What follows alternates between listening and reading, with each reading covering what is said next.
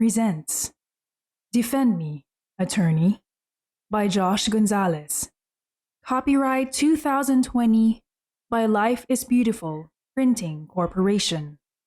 Distributed by Precious Pages. Narrated by Elijah Maglaya and John Carlo Canales. Chapter 11. The Game Controller. Una na ako, ha? I looked at the owner of the voice. It was Newt. We were outside the detention building, going home. It was 11 in the evening. Ingat! I said. In no time, his car departed and I was left, watching it vanish from my sight. I put my hands inside the pockets of my coat, seeking warmth. Uuwi ka na? Tyler asked me as he was standing beside me. Yep, I said weakly. He grinned. Ayos ah. Hindi ka pa ba lang sumagot ngayon? Ano? I asked with a slight change of tone. Ayan, pabalang na. He laughed. Wala. I looked at the sky. Billions of twinkling stars were scattered. I sighed. Iniisip mo pa rin ba yung kanina? Tyler asked me. As I looked at him, he was staring at the stars too. That was when I noticed his features. His neck and Adam's apple were contributing factors to his masculinity. He was no longer wearing his coat. He was holding it, and he was just wearing a long-sleeve white polo with some of its buttons opened, and with the sleeves rolled up, revealing his arm tucked inside his slacks. Don't be. He added, and he met my eyes. I know my dad. He seems like a manipulative person, but he's not. He judged people based on facts, and nothing but facts. That was the case. I knew the prosecutor's dad judged things objectively and rationally. I knew my friend's mom had principles I admired, so she wouldn't testify on something that ain't real. My mom's case was clinical malpractice, and the article said it was intentional. My mom killed someone intentionally, taking advantage of her profession. The article, however, did not reveal who the victim was, and did not provide necessary information for me to have a full grasp of the case. But seeing the people involved, the judge and the witness, I had this feeling that caused me chest pain. What if my mom really did it? I studied law and respected the law, but on the other side of the coin, I was the daughter of a criminal. I sighed again. Pwede bang tumigil ka na sa kakabuntong hininga? Tyler asked. Parang kang kambing. I looked at him sharply. Kidding. He said. I was just trying to lift up the mood. Ang unusual ng atmosphere. Saan na napunta yung maldita kong katrabaho na kahit witness niya, i-strike niya? I'm not in the mood to fight back, I said, feeling now a much heavier chest pain. I want to go home. All right. My car is parked there. Tyler said awkwardly, pointing at the car on the other lane. I looked at him. So? And I only bought that last month. It has a nice aircon. You won't even sweat unless you'll do something that would make you sweat. He stopped himself. Oh, wait. That sounds wrong. Stop over talking. You're no help. I said emotionless and turned my back, but in my great shock, he blocked my way. You don't really wanna, ride me? My eyes grew bigger. No. He said, defensively. I mean, my car, it's brand new. If you want to talk about your car, how much you bought it, or how classy it is, wala akong panahon makipagyabangan, okay? and I walked again, but he blocked me again. All right, he was making my blood boil again, You're dumb. Tyler said, looking irritated. I'm not bragging about my car. I'm just worried about you. With your condition and your mind flying in outer space, I'm afraid of what will happen to you. That caught me off guard because he looked like a mad boyfriend. So? I asked, trying to maintain my posture. So, He exclaimed. you're giving me a migraine. Gusto kitang ihatid, okay? What was he saying? Bakit mo naman ako ihahatid? Boyfriend ba kita? Tyler opened his mouth, but he closed it again and he sighed. I'm just worried. But then a car stopped in front of us. Ayun na yung grab, I said, looking at him. I can manage myself, Grab? he asked. Why take a grab if I can drive you home? Why drive me home when I can take a grab? I asked back, twisting his statement. Then I opened the car's door, but he closed it, stopping me from getting in. Ano ba? I irritatedly asked. Paano kapag napagdiskitahan ka niyan? Tanong ni Tyler. Teka lang. I'll talk to him. What? Sir, He approached the Grab driver before I could even stop him. I'll be taking note of your plate number po, ha? Here's my phone number, and once she safely gets home, please do text me about it. May I see your driver's license, sir? Just for further details. I hope you won't get offended. Thank you. After negotiating with the driver, Tyler looked at me. Arte mo? I said. Then I watched him cross the other lane, and in no time, his car left. Ako yan. Boyfriend niyo ba yun, ma'am? The driver asked me as he was looking at me through the open window of his car. Nakakatakot. Ay, hindi po, I answered. As I opened the door of the car, for no apparent reason, I looked at the detention building. To my surprise, one room's light was still on, and someone was looking out the window. My heart pounded hard when I noticed who it was. Traise. I smiled at him and I waved, but to my horror, he turned his back and he faded from my sight. As soon as I got home, I saw Dad on the rooftop, looking at the stars. I felt the urge to talk to him, but just like my any other attempts, he'd just ignore me. He'd be aloof, saying I should only talk to him if ever I'd knocked myself back to my senses. I remembered then what my dad said when we were on the rooftop last time. Your mom is hard to forget. She'd forever be in my system. I won't love again if it won't be her, I guess. Then I remembered also what he said about Traise and his mom. Remember your mom during her clinical malpractice lawsuit? She got life imprisonment until I filed motion and the case got reopened, and you know what happened, right? She got a new verdict, but that time it was death penalty. The cases are similar. Reopening the case means reopening his chance again to be meted out death penalty. If the prosecution got proof that this case is not attempted murder, but really a murder. The only thing I knew was my mom had a lawsuit of clinical malpractice, and she was sentenced to life imprisonment until my dad fought again, reopening the case, and she got a verdict of death penalty.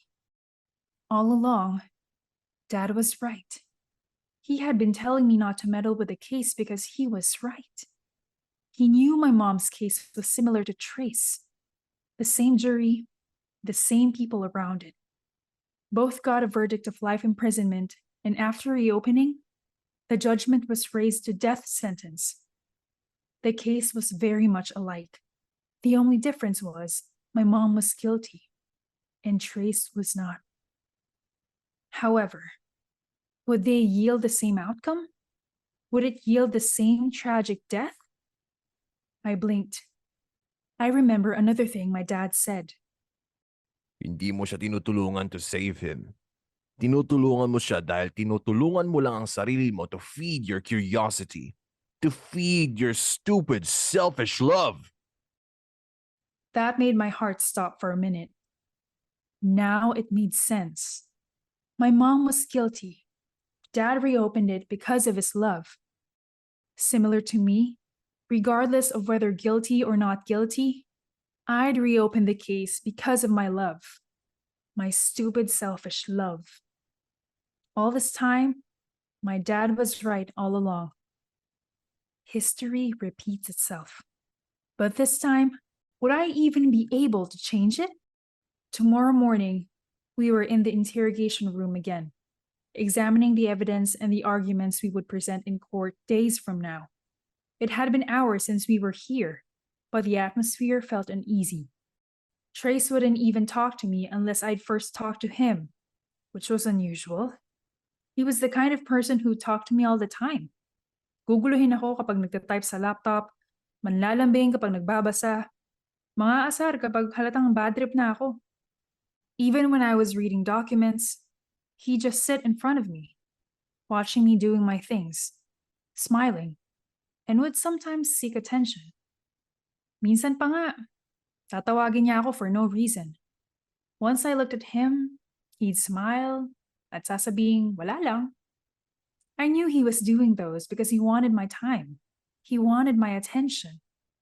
Pero ngayon, mailap siya. Whenever I asked him, he'd reply, but very limited.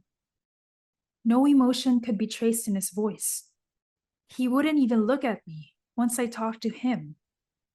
Newt and Tyler felt it too, and they were also affected by the sudden uneasy atmosphere.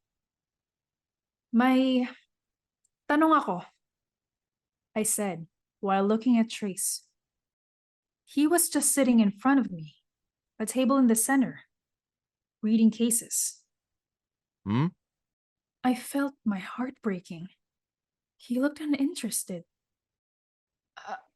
I started, stuttering. About the forensic evidence. Can DNA traces be tampered? Yes. He answered briefly, without even looking at me. How so? I asked back. I could feel the pain of him being this cold. It just happens. He replied, with a really uninterested tone, as if I was being such a nuisance. Okay, I said, as I bit my lower lip. Attorney. Tyler said, who was just beside me. He put an open book on the table right in front of me and adjusted his chair. I think it's best if you'll... Suddenly, a noise coming from someone who then closed the book brusquely got our attention. What did you just call her? It came from the man in front of me. It was Traise. And can you put enough space between you, please? He looked so mad and cold at the same time. What? Tyler asked, baffled. I just called her attorney. Why would you call her that? He asked back, a sign of warning in his tone. Because she is an attorney? Tyler reasoned out.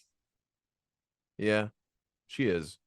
Traise answered, but then a burning glare flashed from his eyes. But stop calling her attorney. I am the only one who has the right to call her attorney. What? Tyler exclaimed. What do you want me to call her then? Anything. Just don't call her attorney because I am the only one allowed. Anything? He asked. What about darling, baby, love? My eyes grew bigger. Are you picking a fight with me? Traise asked. Or what about Tyler contemplated. honey bunch, sugar plum, bumpy umpy umpkin? What the hell? Cringe! I exclaimed. Tyler looked at me, You're my sweetie pie. You're my cupcake. Stop it! I said.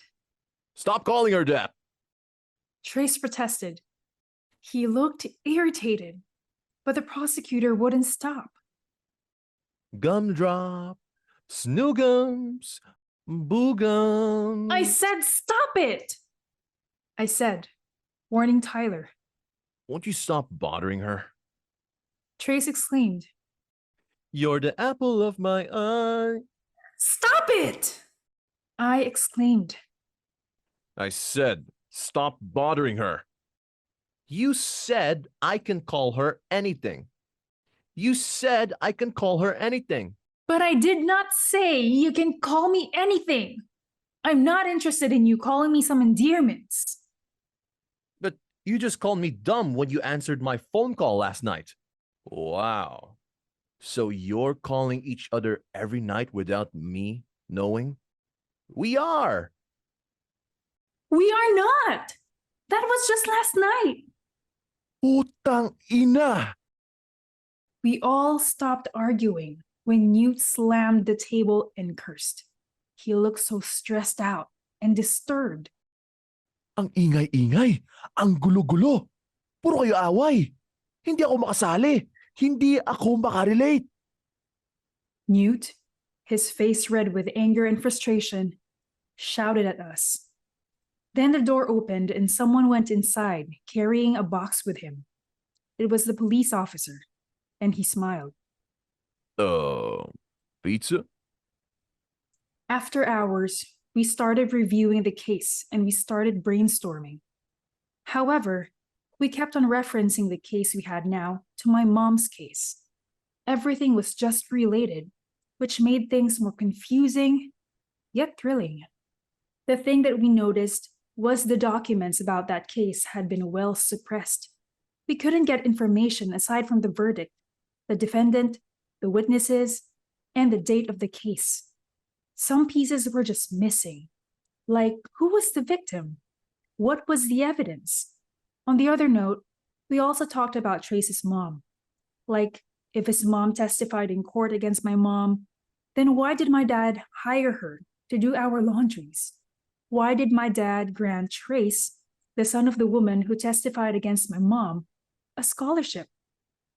Everything was confusing, the epitome of irony. In fact, we were all quiet now. All right. Tyler suddenly spoke, breaking the ice. We all looked at him. This won't do. Hindi tayo makakapag-focus. Masyado nating iniisip yung case. We all have what-ifs. So let's go. He said, and he stood up, carrying his coat. Saan tayo pupunta? Tanong ni Newt. Saan pa ba? Eddie, we'll seek the documents of that case. Let's go. Kayo na lang. Traise then said, closing the book. Why? Tyler asked. He smiled bitterly. I'm a detainee. Have you forgotten? Then he walked out of the room, accompanied by the police officer, without saying his usual goodbye, or without even looking at me. In no time, I found myself inside the prosecution office. Newt was outside, serving as a lookout. It was thrilling how we passed all the guards without us being caught. Great. We are really a good team. 2 robbers, 1 lookout. Bakit dito? I asked, with a low yet panicking voice. The prosecution has a collection of cases it handles, Tyler said. and we'll look for it. Paano kung may makahuli sa atin? Yari tayo. They can use it in court. E paano kung wala? Eddie, oh, wait. May narinig ako. Pinakiramdaman namin ang paligid, and that was when we realized the footsteps were coming towards the room. Suddenly, we heard a knock on the door. That was a sign from our lookout that someone was coming. Immediately, we went underneath the table. Magkabilang table ang inoccupy namin, pero magkaharap. Then we heard the door opening. It was followed by 2 women laughing. Are you sure we are going to use that? The one said. Of course we will. Paglalaroan natin sila. That voice was familiar. It was from my schoolmate, Prosecutor Avery. Avery, it might make them cry, joked the other girl. That's the idea. I want them to cry and pee on their pants during the trial due to fear, my former schoolmate said. This bitch. Imagine the parents of the former prosecutor, the defendant, and her family were in the same trial before, she said. I can't imagine how her awful face would be when she found out who her mom killed. I felt my heart pounding hard. I looked at Tyler, who was in front of me. He was shocked as well. Avery knew the case. Sino ba kasi yung victim? Your dad didn't tell you? Avery asked. I could imagine her face smiling sarcastically, knowing someone was as knowledgeable as her. Huwag kang maingay, ha? And what I heard made my heart stop beating. It was the 13th president. It was a president. I closed my eyes and opened it again.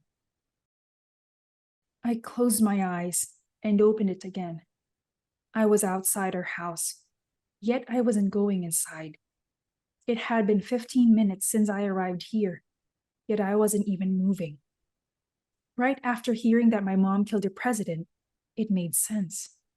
There was a president who died years ago due to an operation. My mom killed the president, and the case was not widely known because of a news blackout. Many people still knew the case, and they were the people who lived during that year. Only few from recent years were aware of it because it got filtered out and slowly being crossed out as if someone wanted to completely bury something. Soon as I heard that, I went to my mom's previously owned hospital. She was regarded as the best surgeon before, so it did make sense if the president would choose her as his surgeon. However, what I found out from interviewing people in the hospital convinced me that my mom committed the crime. She was known as the most feared surgeon in the whole hospital. She had an attitude. There was even a case wherein a child died in the hospital before he was even operated because the surgeon in charge was late. Mom did not apologize at all. Hindi ka papasok? I almost jumped when I heard my dad. He was standing behind my back. Dad, I said in a lower voice, and my eyes started to be teary. Huwag kang umiyak. Panindigan mo ang desisyon mo. He said, and he walked past me. About Mom? I said, which made him stop walking. She killed the president, didn't she? He turned his back on me. He obviously looked shocked by that unexpected question. Don't believe anything you just heard somewhere, he said with a face now full of pain and confusion. And you told me to drop the case because it reminds you of her case, isn't it? You only found that out now? You're really dumb. Mana ka nga sa mama mo. My tears fell.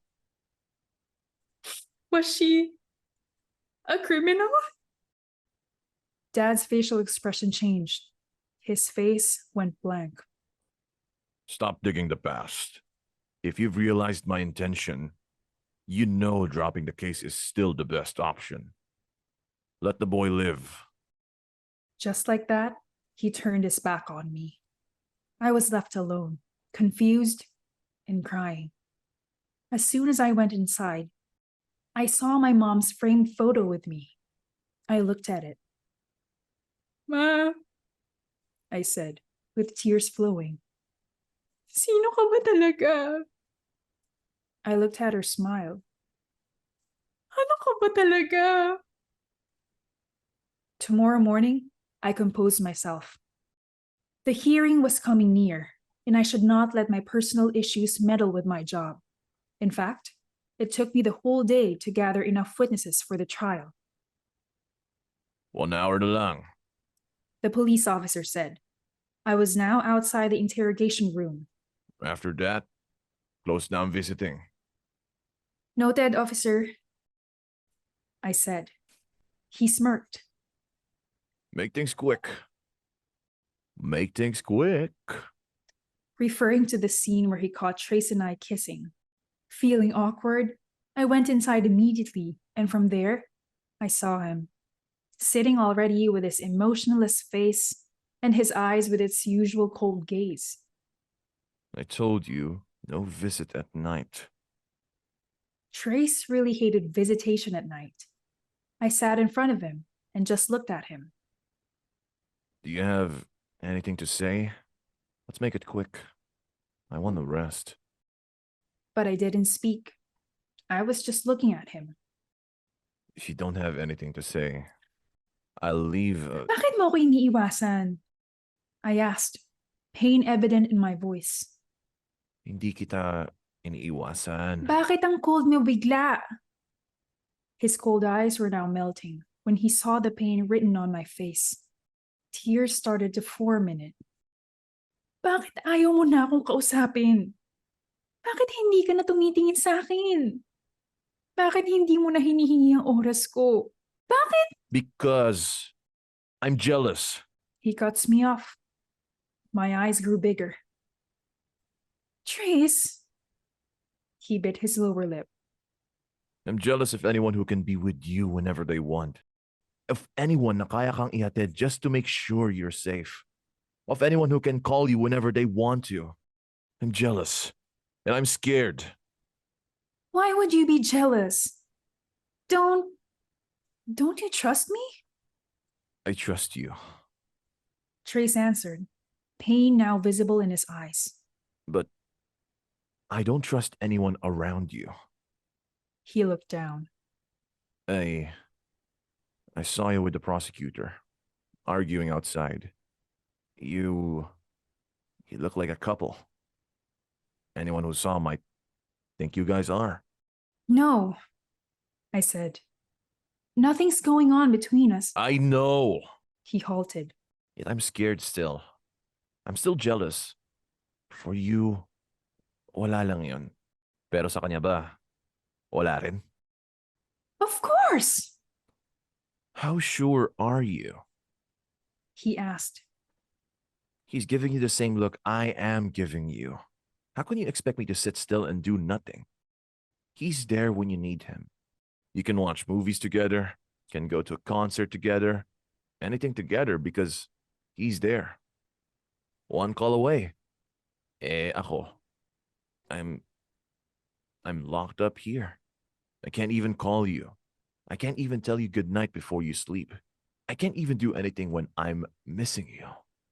And that's unfortunate because I can't do anything but miss you. It sucks being like this. It sucks being in this situation. It sucks being me. I felt a bang in my chest. Pero kahit ganito ako, kahit ganito ang sitwasyon ko, He said and bit his lower lip, trying his best not to make his tears flow. can you wait for me? Can you stay until I get my life back? Please, don't go with anyone. Just be with me. Wait for me. Please? Can you? The pain in his eyes was enough to break my heart into tiny million pieces.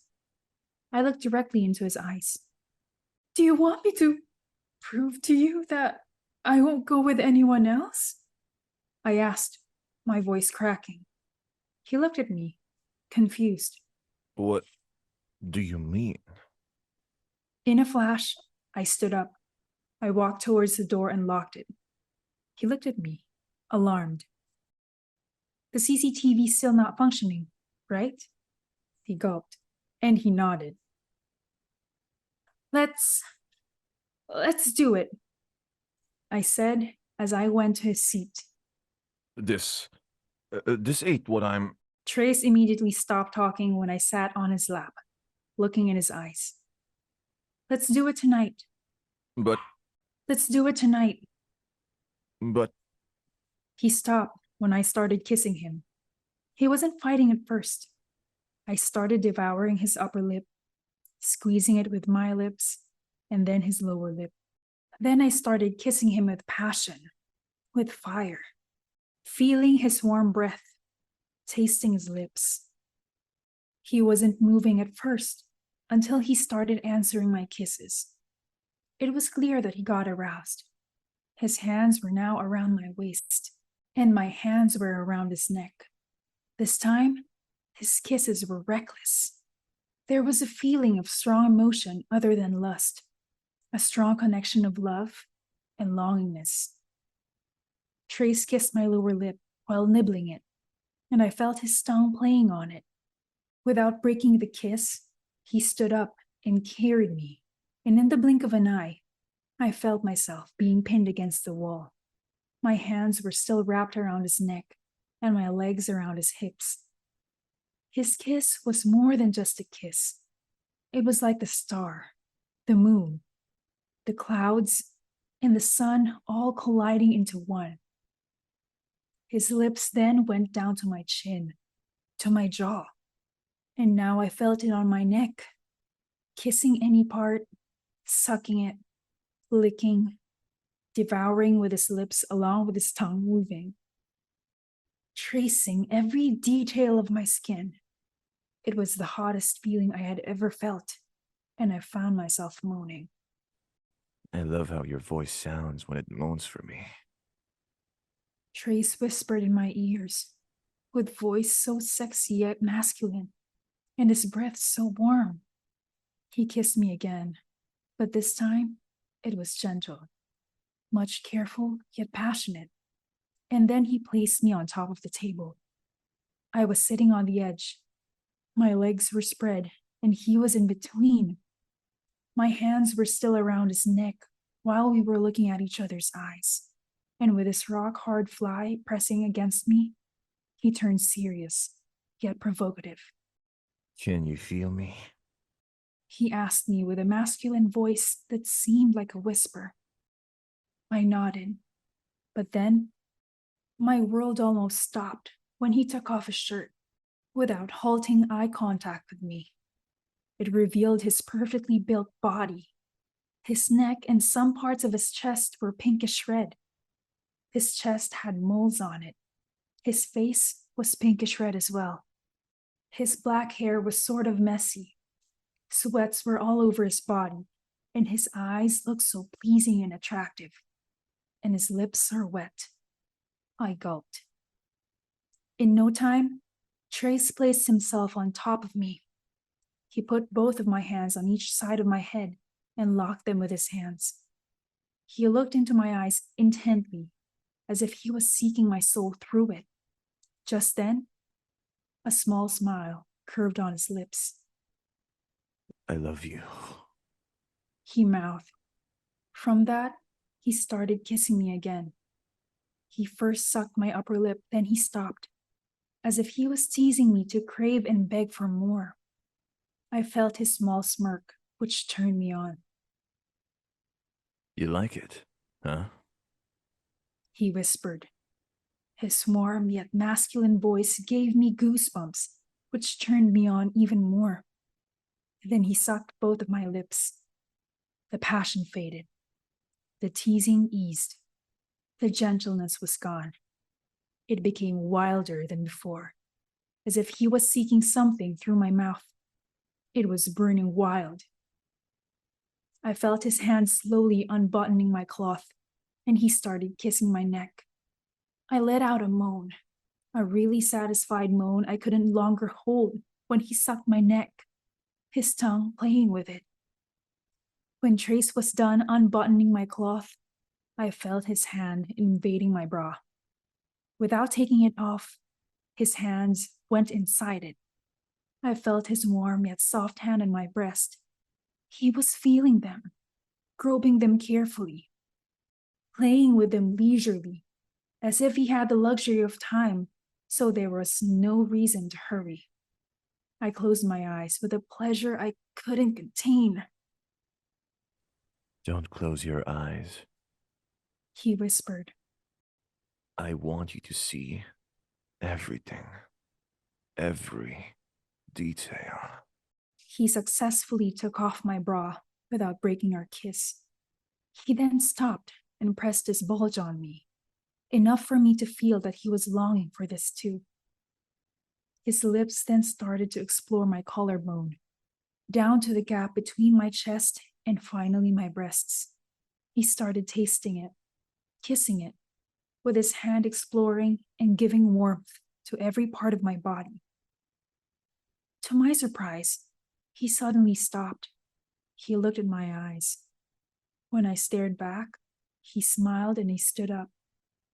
He went to the window, and to my horror, he opened it and the light coming from the moon sneaked inside the room, mainly focusing on the table, as if the moon was serving as a spotlight on me. Trace just stood there, topless, and his face, neck, and chest were pinkish red.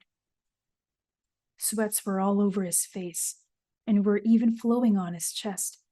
Nabasa na rin ng pawis ang gulo-gulo niyang itim na buhok. He remained standing and was just looking at my face and my body, with nothing but admiration in his eyes. You look like an art. He said, with eyes full of sincerity. You look so beautiful. Aren't you gonna kiss me again? I'm afraid I won't be able to stop myself. I'm giving you the permission, I said. You don't know what you're talking about, Courtney. He said, smiling. Once I let you see my naked body, I'm up for a full blast, and there's no way that I could stop. I opened my mouth, but nothing came out. Let's not rush things. Trace said, and looked deeply into my eyes. I want to marry you first. I let out a weak smile, understanding him. I have a question, I asked him as soon as I got dressed. What do you do when you miss me? Nothing. He said while putting his shirt back, and I even had a glimpse of his abs. I just look at the stars, thinking at least we're standing on the same ground, breathing the same air, seeing the same stars, and under the same sky. I smiled. Why am I so lucky to have you? No, let's rephrase that. He said and cupped my face with both his hands. I am lucky to have you. Before I could even answer, we heard someone trying to open the door. We both looked at it. Oops! Nakalock! The police officer said. Babalik ako mga 15 minutes, ha? Kunwari, wala akong alam. Alis na ako, ha? Alis na! When we heard the footsteps moving away, I looked at Trace, and we both laughed. May tanong ulit ako, I said, while preparing to go home. Bakit hindi mo ako hinayaang bisitahin ka for 4 years? Nakakatampo yun, ha? He smiled. Someone told me you had a boyfriend. I was jealous. Boyfriend? I exclaimed. I never had a boyfriend. Who told you? He twisted a smile. The new prosecutor. The second day of the trial started. As always, it was controversial and the place was too crowded. Is the defense ready? The court clerk asked. The defense is ready to present its case. Newt said. I was sitting in between Trace and Tyler, who seemed to dislike each other a lot. Your Honor, Prosecutor Avery suddenly meddled. May I request to have the opening for the prosecution to take? Newt and I exchanged looks. Sure. Newt said. It was obvious that he was confused. "Thank you," Avery smilingly said. Baka sangiting yun na may binabalak siya. Lalong lumakas ang pagkabog ng dibdib ko. The whole court was quiet. No one was making a noise.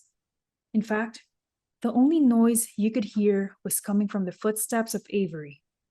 As soon as she reached the center of the room, she smiled. "Before this hearing starts, I would like to present something that concerns both the prosecution and the defense," she said. "I won't make it any longer. Let's look at Exhibit A." We all looked at the screen. Exhibit A is the autopsy report of the defendant's father, which shows the victim dying due to multiple stabs, which directly Okay, don't I? Which directly hit his organs in 3, 2, 1, go. which directly hit his organs. Obvious ba? Newt murmured in his seat, and he looked at me. Nagsasayang lang ng oras eh. Nagsasayang lang ng oras eh. Alam na nga natin lahat yan. But that was not it. Why did I feel so heavy? Avery was oozing with confidence at nakakabahala yun. "But I'm afraid, Your Honor," she said and smirked. "The autopsy might have been tampered." There was a loud murmuring noise from the public. Newt, Tyler, and I exchanged baffled yet flabbergasted glances. And I looked at Traise. He was just staring at her with an emotionless face, as if it did not affect him. "My claim is supported by Exhibit B," Avery said, and she flashed something on the screen. "The autopsy used in the previous trial and the autopsy we acquired have different results, Your Honor." A loud murmuring. Ano bang sinasabi niya? Newt asked. He was getting mad. She's a real devil. Tyler also said, looking at her madly. No wonder why they appointed her to this case. That woman didn't come to play. Traise's face was still emotionless. "Therefore," Avery said, "I would like to summon the coroner of the case to clear things up, and I'll charge him with tampering if proven." My eyes widened. Sinabi ba niyang coroner? "Para sa mga di nakakaalam, the coroner is the father of our very own Courtney Spencer from the defense," she added, and she looked at me with fascinated eyes. Lahat ay nagtinginan sa amin. I closed my eyes hard. Why did she need to drag my dad into this? "I would also like to summon the former prosecutor of the case, who's part of the defense now. Acquiring false evidence is not a sign of the prosecution's error, but the defense's sign of negligence. That's basic stuff, ain't it? He's a bar passer. He should know better." Murmurings. Tyler was obviously offended. He just smiled frustratedly when Avery gave him a mocking smirk. "In light of that, Your Honor, once it is proven, the prosecution motions for this case to be dismissed." There were insane murmurs from the crowd. "As for the defendant, the prosecution is changing the case from murder to parricide." Fuck. Tyler and I exchanged eye contact, remembering one of our strategies. If they file murder, it's a complicated case and they have to prove the crime, the weapon, the intention, everything. But with parricide, they just need evidence that will show he killed his dad. Nothing more. So as long as they're not thinking of this strategy, we have a chance to win. But now she found out. Objection, Your Honor. Newt stood up. Nanginginig siya. The prosecution has no basis to change the case. She smiled and looked at Newt as if he was some kind of garbage in her eyes. "Your Honor, the autopsy we acquired is an autopsy report from the same medical facility where the victim died," Avery said confidently. It shows the victim didn't die because of the stabbing. Then she looked at me. Her eyes were mocking me. But by poisoning. The murmuring noise became more disturbing now. There were flashes from different media cameras. My eyes grew bigger. Everyone in the defense was all caught off guard. Avery licked her lower lip while smiling, a sign that she was having fun. It means, Your Honor, the defendant killed his father, and the previous charge of attempted murder is wrong, because he did not attempt to kill his father. Why? She asked, and her smile faded as he looked at our side. Because he intentionally killed his father, not by a knife, but by aconite. I looked at Traise. He was looking at Avery. Ang kanina niyang walang emosyong muka ay napalitan ng takot at galit. Kung titingnan, he seemed like he was caught red-handed. I looked at him, emotions swirling inside me. Are you really innocent? Or just like what my dad said, I was defending a criminal because of a stupid, selfish love. The prosecution rests its case, Avery finally said. She started to walk, but then she stopped and looked back at me. When our eyes met, she smiled. Suddenly, what happened before the trial started flashing in my mind. You heard me, didn't you? She said that made me stop walking. I was about to go inside the courtroom. Heard what? I asked. Heard me talking about your mom. I saw you underneath the table. I got shocked. Why did you stop stuttering? Avery said. Her eyes were mocking me. I won't do anything. In fact, I love the fear in your face.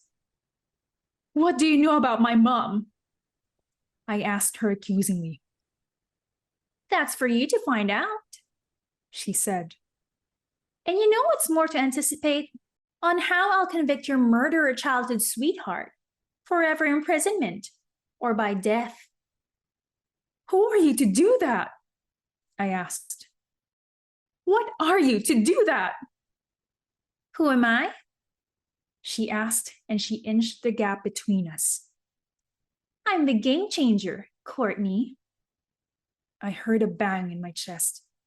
She then flashed a mischievous, yet cunning smile. And I'm not just a typical game changer, Avery said, smirking. Then her expression changed. Her face turned deadly serious. Because I control the game.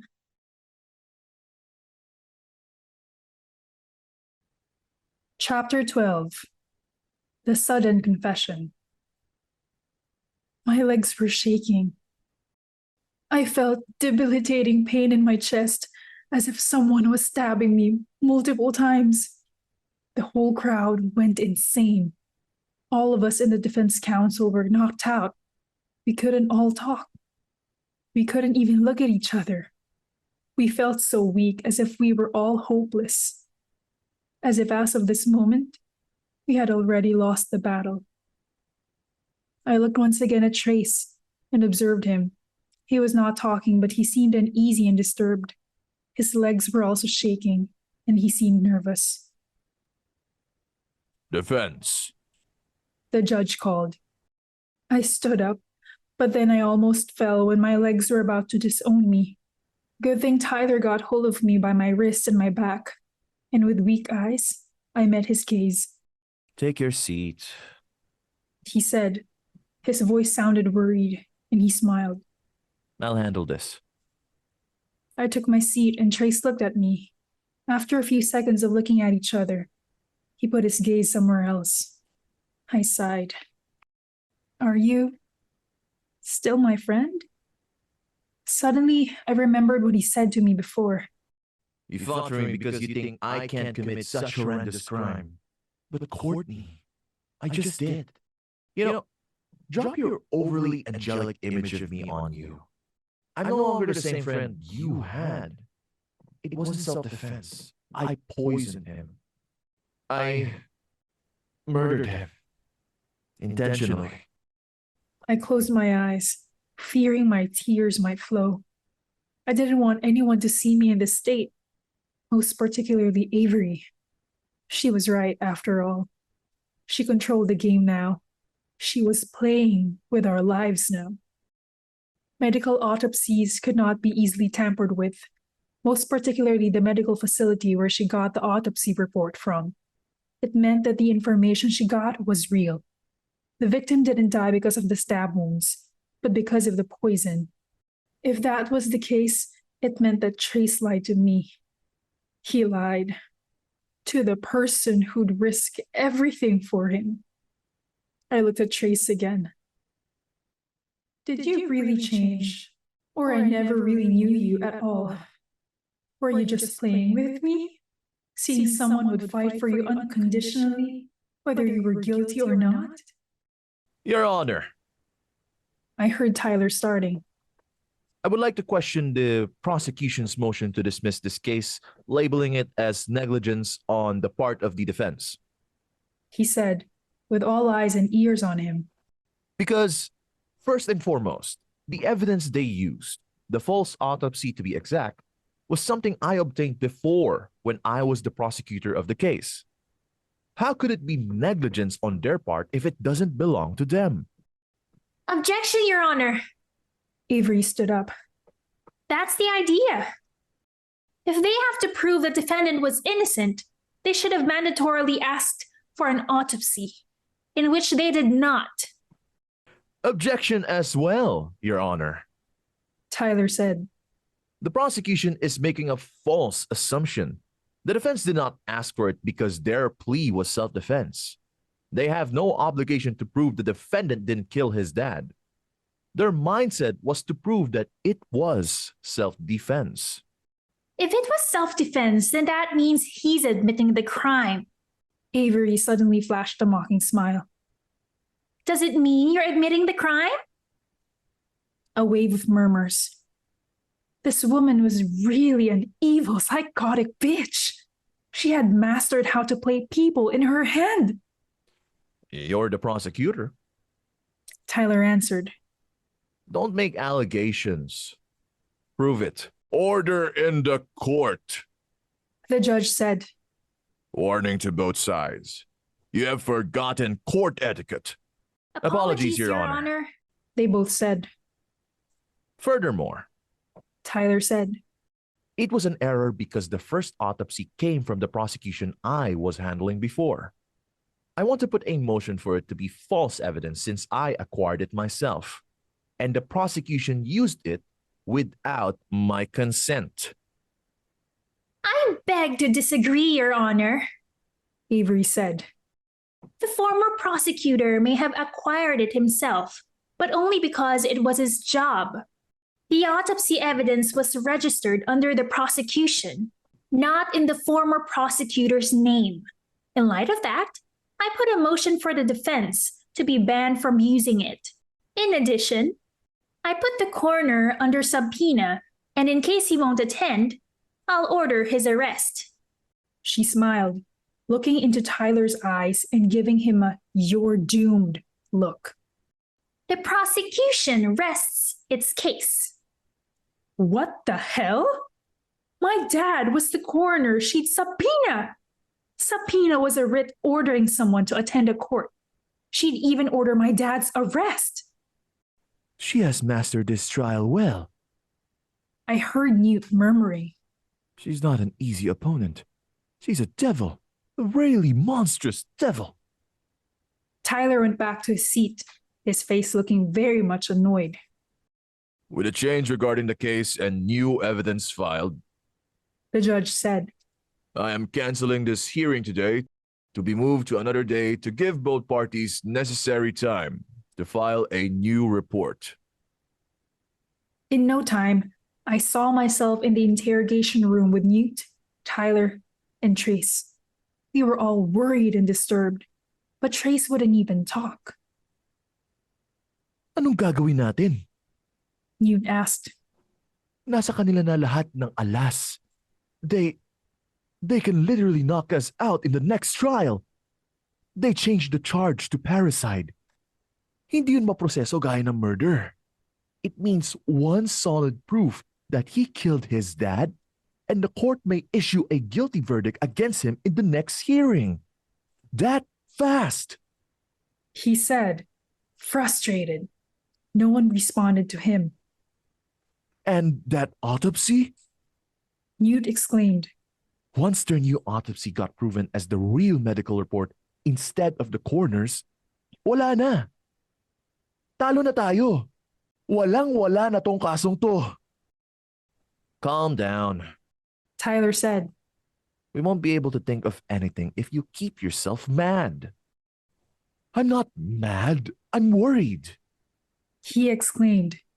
I'm worried that we waited 8 straight years only to lose this case over that woman who's just using a piece of autopsy. Hindi mo ba siya nakita? Napaka-confident niya. I never saw her being worried like us. And from the first day of the trial, mala palang dayon. Yeah. Okay, and in 3, 2, 1. And from the first day of trial, it was her who just keeps on defending. Hindi pa nagsasalita yung isa. Pero, look at us here. Tatlo tayo. Pero why are we no match to just one woman? Newt was right. Thinking of it now, maybe Avery really was something monstrous. Maybe, masyado ko lang siyang minaliit. Now, we can't even have a copy of the autopsy. She banned us. Newt said. And not just that. She filed a case for this case to be dismissed. Kung hindi niya maipanalo ang kaso, matatalo pa rin tayo kapag na-approve yung motion niya na yon. She's playing with 2 cards, parricide and a motion to dismiss. Can't you see how powerful she is? I felt a loud bang in my heart. Calm down, okay? Just calm down. Tyler said, trying to be optimistic. May iba pang paraan. We just have to think of it without panicking. I can't take it anymore. Newt said frustratedly and looked at Traise. Be mad at me. But did you really do that? Did you really kill your dad? Did you poison him? That's insensitive. Tyler exclaimed. I don't care whether it is insensitive or not. He better tell us the truth. In order to defend him, we better know the real situation of what we are fighting for. Then he looked at Traise again, his face mad and his eyes red. Did you? Or are you just playing around for 8 straight years? We all looked at Traise, who was looking down, emotionless. Then he looked at Newt with cold eyes.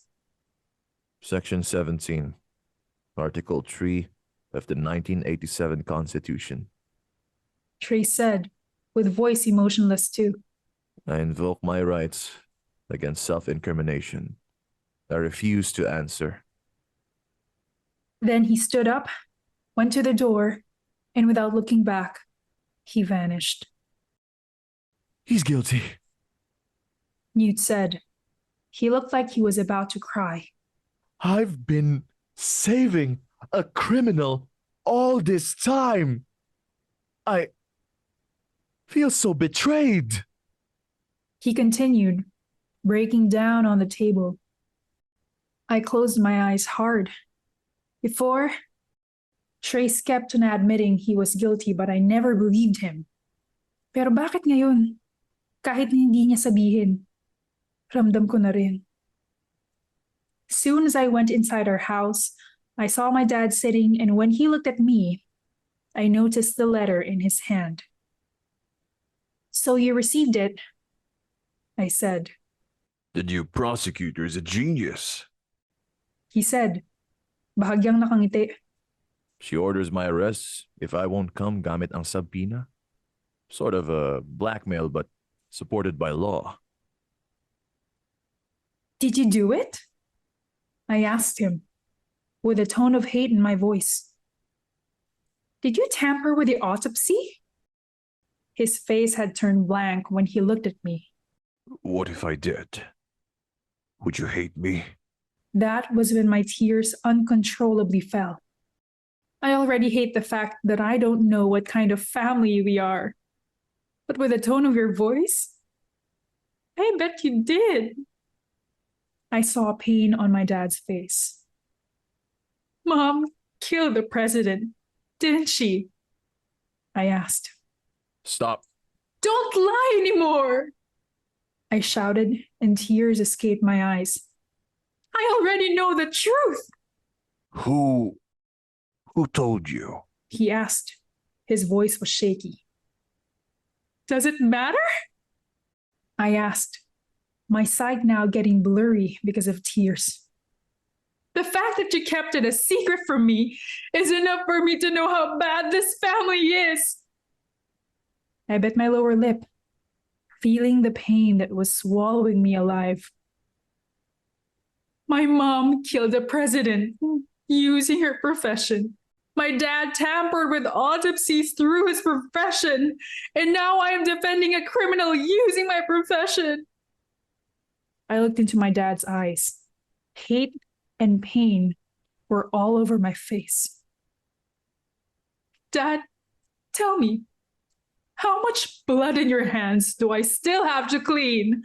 How many lives did this family kill? I told you. My dad now said, tears building up in his eyes. Reopening this case will make things complicated for you. You still have time. I've said it too many times. And I'm telling you this again. Don't commit the same mistake I did. If you love that boy, let him live. And then quickly, he walked upstairs and I was left alone, breaking down. Tomorrow morning, I went to a coffee shop to read about the case. Tyler and Newt were in the office, while Traise didn't want to be visited. As soon as I got my order, I checked my emails. Suddenly, I saw someone sitting in front of me. I looked at her. Hi, classmate.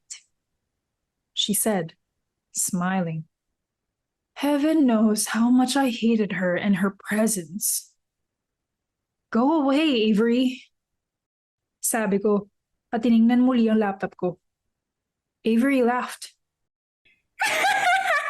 Courtney! Hanggang dito ba naman? Trabaho ko pa rin? Loosen up. Hindi ko gagalingan sa next hearing. Promise. I looked at her. Wala ako sa mood makipag-away. Get another table and don't talk to me. Paano yan? Gusto kitang kausap. She asked, smiling as she teased me. I'm not your toy to play with, I said. Umalis ka na before pa ako mainis. Wow! I'm scared. She said. Paano ka ba mainis? He'll punch someone? Ganyan ba ang lawyer? Oops! You can't even fight me as a lawyer. That Tyler guy fought me instead of you. Why, Courtney? Natatakot ka na ba? I thought it was a battle between us, but now you're asking help from your knight in shining armor. She then smiled widely. I mean, I can't blame you though. You're not yet on that level to face me. Practice more, Courtney. Try harder. Don't mess with me, I said. Umalis ka na. Paano yan? Ikaw ang gusto kong umalis. Ako na una rito. I don't care. If you want peace, ikaw ang lumipat. I looked at her sharply. Do you want to try me? Avery just nodded. Okay. I smiled. Magnanakaw! Her eyes grew bigger after I shouted so loud, all eyes looked at us. May magnanakaw! Hey! She said, bewildered. Can you In her horror, the security guard went to us. Ma'am, bakit? Ano po yun? He immediately asked me. I looked at my wallet. Ay, kuya, wala po. Akala ko kasi may nawawala sa akin. Then I looked at Avery. May nakita kasi ako. Mula sa pamilya ng magnanakaw. I saw her face turning madly red. Sigurado po kayo? Gusto niyo pong i-check natin ng CCTV? No, kuya. Okay lang po. Then the guard walked away. Is that how you play? Avery asked angrily. I told you. I play the dirtiest shit. I said. Don't mess with me again. Go away. Dirtiest shit? She asked. You mean your family? I looked at her. I was shocked by her audacity to drag my family. She stood up. A mother who murders, a dad who tampers, and a daughter who defends a criminal. Really dirty shit. Avery smirked, then she walked away. An hour later, I found myself at the hospital again, which my mom previously owned, although my family still had shares in it. In fact, high officials in the hospital knew me. As soon as I got there, I saw the hospital full of patients. This hospital was one of the top hospitals in the country. Its name was originally derived from my mom's name, but after what happened to her, the shareholders decided to change it. Naparito ka. I almost screamed when a nurse talked to me. I recognized her instantly. She was the chief nurse of the hospital. I smiled at her. In no time, I found myself inside her office. The chief nurse had their own office too, since they supervised the health of all patients. She placed a coffee in front of me while I was sitting at the table. So, bakit ka pala naparito? I looked at her, hesitant at first. Then I sighed. I looked at her again. It was now or never. You're close with my mom before, right? Yes. She stuttered. Suddenly, her eyes were evasive. Would you mind if I'd ask something about her case? She looked at me, and I saw pity in her eyes. As much as I want to, I have no right to tell you. Well, why? I asked. Did my dad ask you not to? She looked at me, and then she looked down. But then her telephone rang. Excuse me, she said and answered the call. Just then, I saw a pile of papers on her table and my eyes grew bigger when I saw the title of the folder. Documents requested by the prosecution. I murmured. Wow, Avery's really determined to beat me in this case. I looked at the chief nurse and she was talking with someone over the phone. Carefully and as quickly as I could, I opened the folder and the first page of the paper left me flabbergasted. It was a medical report of... Heck! It was Traise's mom! I scanned the paper quickly, but what I saw made my heart pound harder. Cause of death, unknown. Autopsy, denied by the family and coroner. Ano tinitingnan mo dyan? I immediately looked back. Oh, wala po. Few hours later, I found myself inside a taxi, going home. Napatingin ako sa relo ko and it was already 11 p.m. Dad was trying to silence everyone about my mom's case and he denied the autopsy of Traise's mom, whose cause of death was unknown. Unknown cause of death required mandatory autopsies, but he just denied it. Bakit? May itinatago ba sila? Did they do something bad again? I closed my eyes, feeling my head aching. I'd been living for many years now, yet I never knew my family was this complicated. Hindi ko kilala ang sarili ko. Hindi ko nakilala ang kaibigan ko. Hindi ko na makilala ang mga magulang ko. Ang gulo-gulo. Nakakasakit na ng ulo. Nakakatakot. Sobrang nakakatakot. As I looked out the window, I noticed the car was now taking the wrong path. Kuya! Ulit.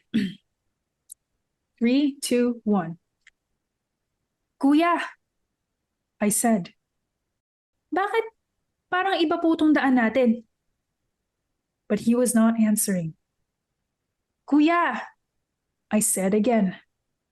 Naliligaw po ba tayo? But he was still not answering. Kuya! But then I realized we were heading to an isolated highway. I felt my heart banging inside. Kuya!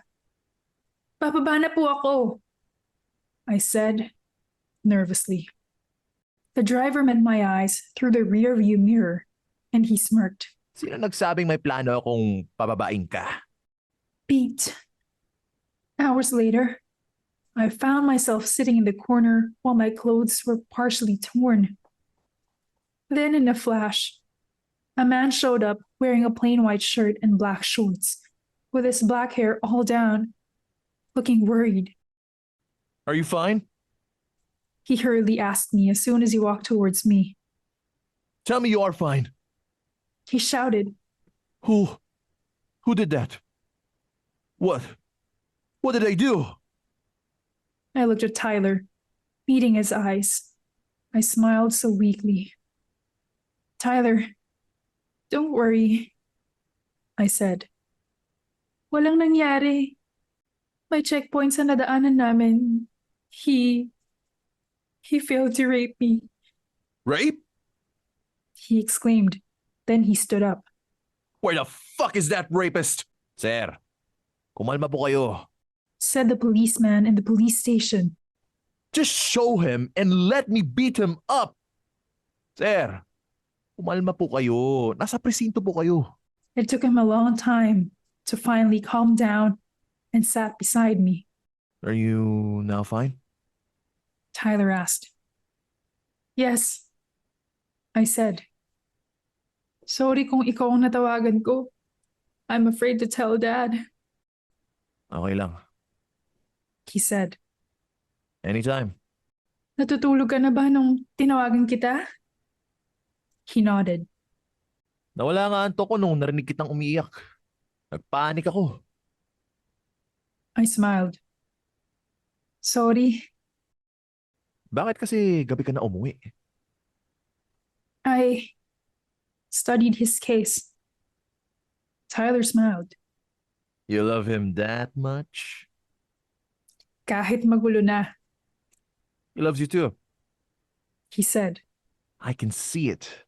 He's really in love with a bad girl. Bad girl? I exclaimed, shocked. Am I? Yes, He said. I'm bad at everything. We laughed. You know, He said. he loves you so much too. I know when a man is madly in love with someone because I'm a man. And I've experienced it too. Really? With whom? He looked into my eyes and then he smiled.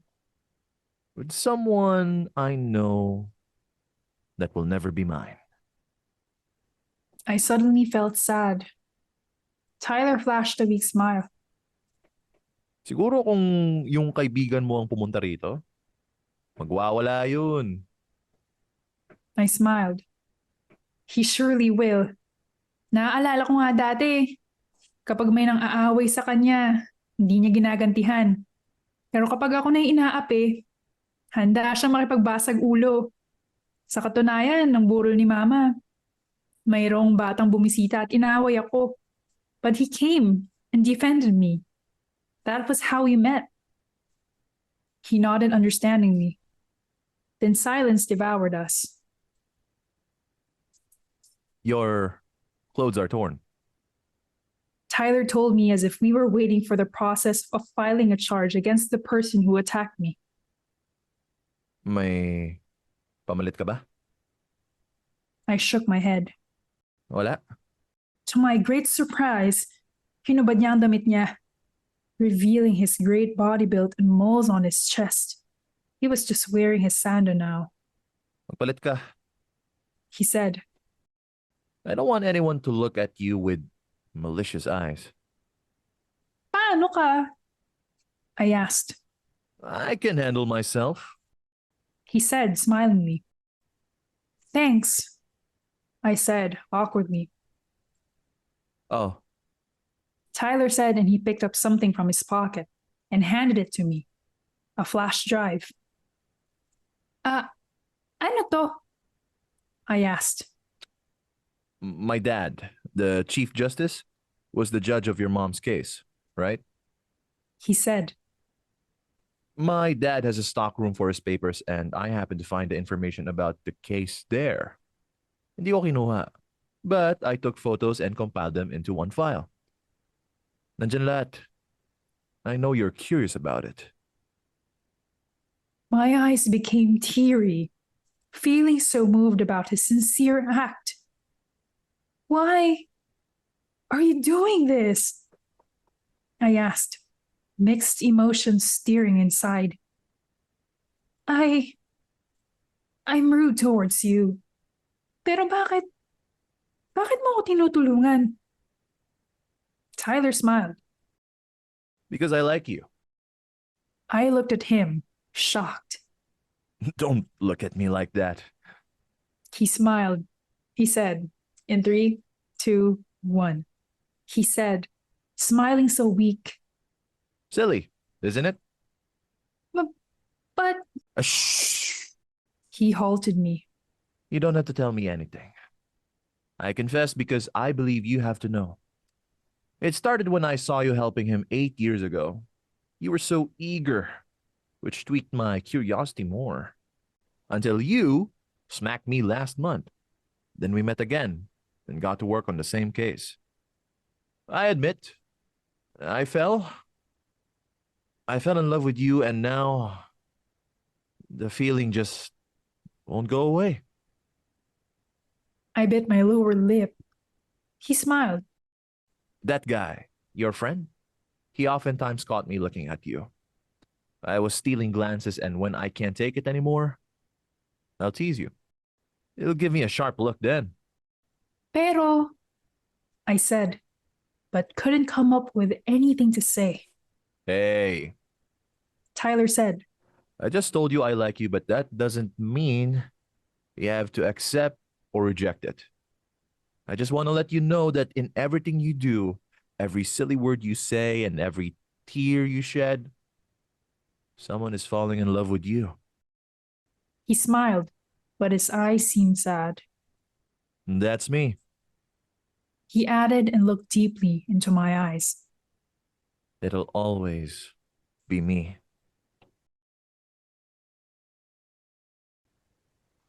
Chapter 13. The one who creates the game. This was it. I just had to face it, I guess. It had been hours, but still I couldn't sleep. In fact, I had been looking at the ceiling of my room for an hour already, and I was wide awake. I didn't know what was bothering me more. Was it my mom's identity? The unknown cause of death of Traise's mom? The sudden confession from Tyler? Or was it the fact that I was almost raped? Speaking of my mom, the flash drive Tyler gave me was still in my hand. I was holding it tight, and I hadn't checked it yet since I was afraid of what I might find out. I looked at it, and I sighed. With determination rising inside me, I sat up. It was now or never. I looked at it. In 3, 2, 1. I looked at it again and heaved a sigh. Oh, Let's do this. Let's face the facts. The next day, the third day of the trial started. It was chaotic. The defense summoned some witnesses, and the prosecution summoned the medical facility head. It was proven that the autopsy they had was authentic, which meant the tampered evidence was the one my dad provided. She summoned my dad to court, and she examined him. You are a coroner. What does a coroner do? Avery asked. We conduct mandatory autopsies My dad replied. For what? for record. Do you have the power to do so? Avery asked with a sassy voice. Yes. My dad answered. Powerful enough to acquire one? Yes. Powerful enough to mandatorily ask for it without the family's consent? Yes. Powerful enough to keep the records? Yes. Powerful enough to manipulate it? My dad got shocked. That's Not just manipulating, but to forge, dismiss, abuse, and tamper? I felt the urge to smack her. She was traumatizing my dad. that's not. And even strong enough to fool the defense and suppress the information, implanting false records, abusing your power, and twisting the law?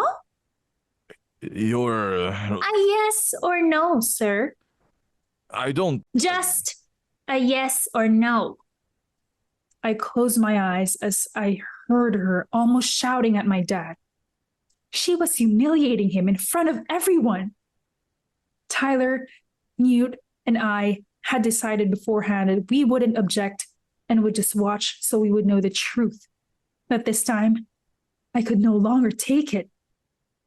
Ibang usapan na kapag kasali na ang tatay ko. I was about to stand, but Newt held my wrist and signaled me to stop. I closed my eyes hard and sat back. I can't. Again, a yes or no, sir. Avery said with finality.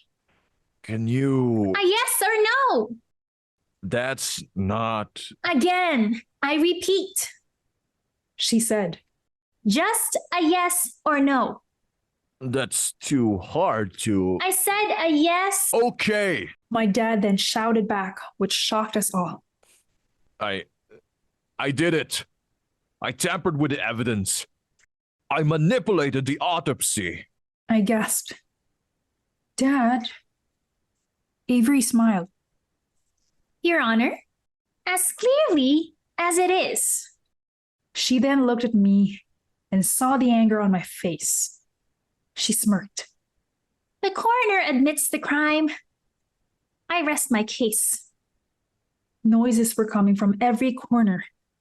Yet my dad was there, sitting still, with no one to help him. Not even his own daughter. Defense, The judge asked. would you like to cross-examine? We do, I said. Newt and Tyler looked at me and they were shocked, since we planned not to cross-examine my dad para hindi na makadagdag pa sa pressure na nararamdaman niya. I stood up and went in front. Your Honor, I won't cross-examine the witness. I will present evidence concerning the witness. Let's look at the screen. There were murmurings. Then everyone got confused. Objection, Your Honor. Avery argued, just as I expected. She got alarmed by what she saw. The defense is using something that has no connection with the case. It is connected with the case, Your Honor, I said and glared at Avery. You wait and see. There was a warning. You wait and see in 3, 2, 1. You wait and see. There was a warning in my voice. Avery opened her mouth to speak, but failed to speak. She sat back instead. The Exhibit A, I said, about the photo on the screen, was the 13th president's autopsy report who died because of a medical malpractice that happened years ago. There was an uproar from the crowd and flashes of camera. The same person on the witness stand was the same coroner who did the autopsy on the president. Whether there's some manipulation involved, we shall investigate. I flashed something again. This is the medical report of the defendant's mom, who was proven as the one who stabbed her husband, the victim. The medical report says her death is unknown and no autopsy was done, but I'm afraid on the coroner's log of services, he did an autopsy to the deceased 23 hours after her death. I flashed Exhibit C, which showed the log I stole from Dad's office. In other words, Your Honor, the person at the witness stand has a history of tampering with autopsy reports, and he was also the one who did an autopsy on the defendant's mom and to the former president. I then looked at the crowd. With new evidence found and probable cause to consider, I am reopening the medical malpractice case that happened years ago. Everyone almost stood up. Tyler was shocked. Newt's jaw dropped. Avery's eyes widened. The crowd stood up too, even the judge and even the jurors who were still alive.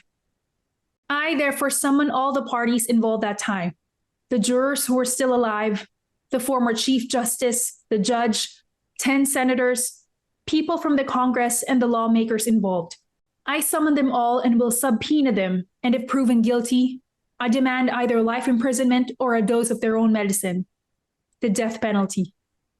With tears in my eyes and pain in my chest, I looked at my father. My tears fell. Even you, Dad.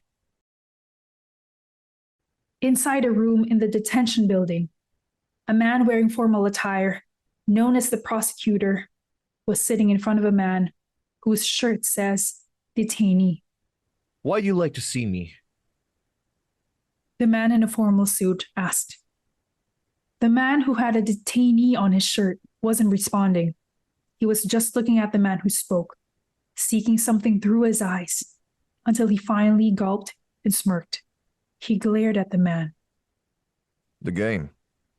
It has started. The detainee said. Game? The prosecutor asked, baffled. Traise? What game?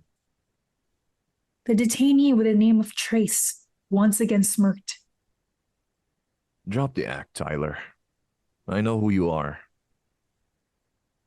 The man in a formal suit with the name of Tyler became more confused. You know what exactly? Everything. Traise said, and he placed a newspaper in front of Tyler.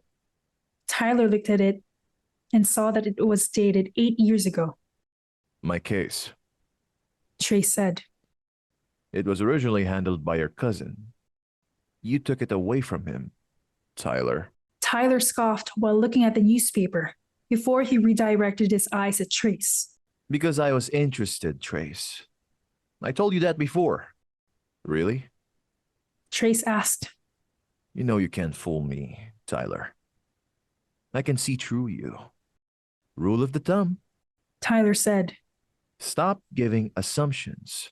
Start spitting facts. Be careful what you wish for. Traise said fiercely, and he placed something on the table. When Tyler looked at it, in 3, 2, 1. When Tyler looked at it, it was an article again. What's with that? Tyler asked. He started to feel alarmed. You said I should spit facts. Traise said, and turned dead serious. The article says that your dad, the Chief Justice, is incapable of producing a child. Tyler's eyes widened. He knew Traise was smart, but he never knew he was at this level. And? Tyler asked. He was partly alarmed and partly impressed by Traise's intelligence. If that's the case, there's no chance that you can be his legitimate child. Traise answered while looking daggers at Tyler. Tyler gulped. It was a family secret they were trying to hide. You. Trace uttered, and his gaze was undeniably lethal. His jaw then clenched. You're the son of the 13th president. Am I right? There was a long pause of silence. The smile on Tyler's lips faded away, and in just a few seconds, a smirk replaced it. How does it feel to get exposed by a detainee? Trace asked, and his voice was bitter. You freak. Tyler forced a laugh. I'm afraid, Mr. Stevens, that may be nothing but pure fiction. He said, How can I be the son of the 13th president when the first lady was incapable of carrying a child? the detainee smirked back. She is incapable, but the president isn't. Again, Tyler was taken aback. He was caught off guard.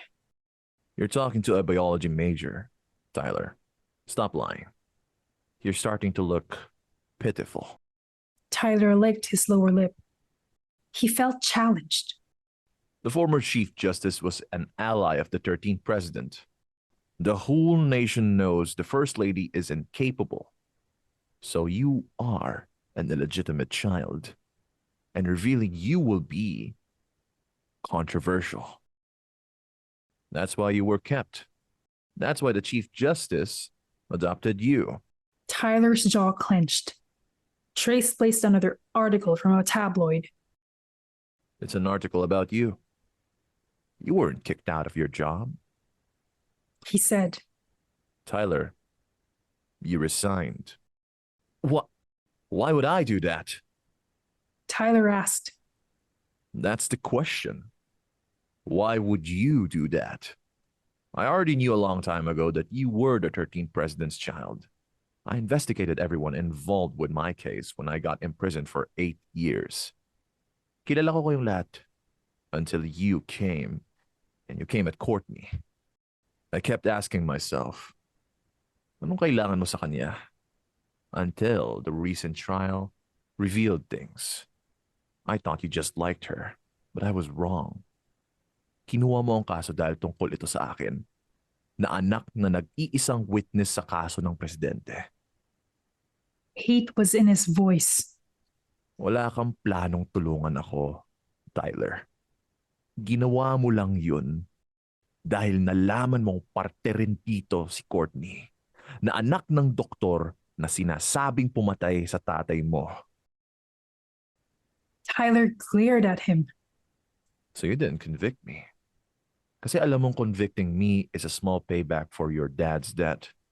So you aim for something higher. Sinadya mong ibaba sa attempted murder para ma-reopen mo ang kaso. You submitted a motion for a new trial 10 days after my verdict. The same day the defense passed a motion for retrial. Hindi sila na-reject because of their content. Okay, let me repeat that in 3, 2, 1. Hindi sila na-reject because of their content. They were rejected kasi nauna kang nagpasa. You fooled them. Tyler gave him a sharper look. If there was something he hated, it was when someone discovered his plan even before he could win. After hearing it got approved, you resigned and joined us.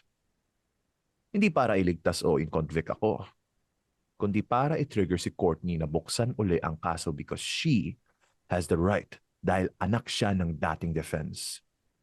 Yung article na nabasa ni Newt about her mom, which first triggered her curiosity, ay ikaw naglagay sa table niya.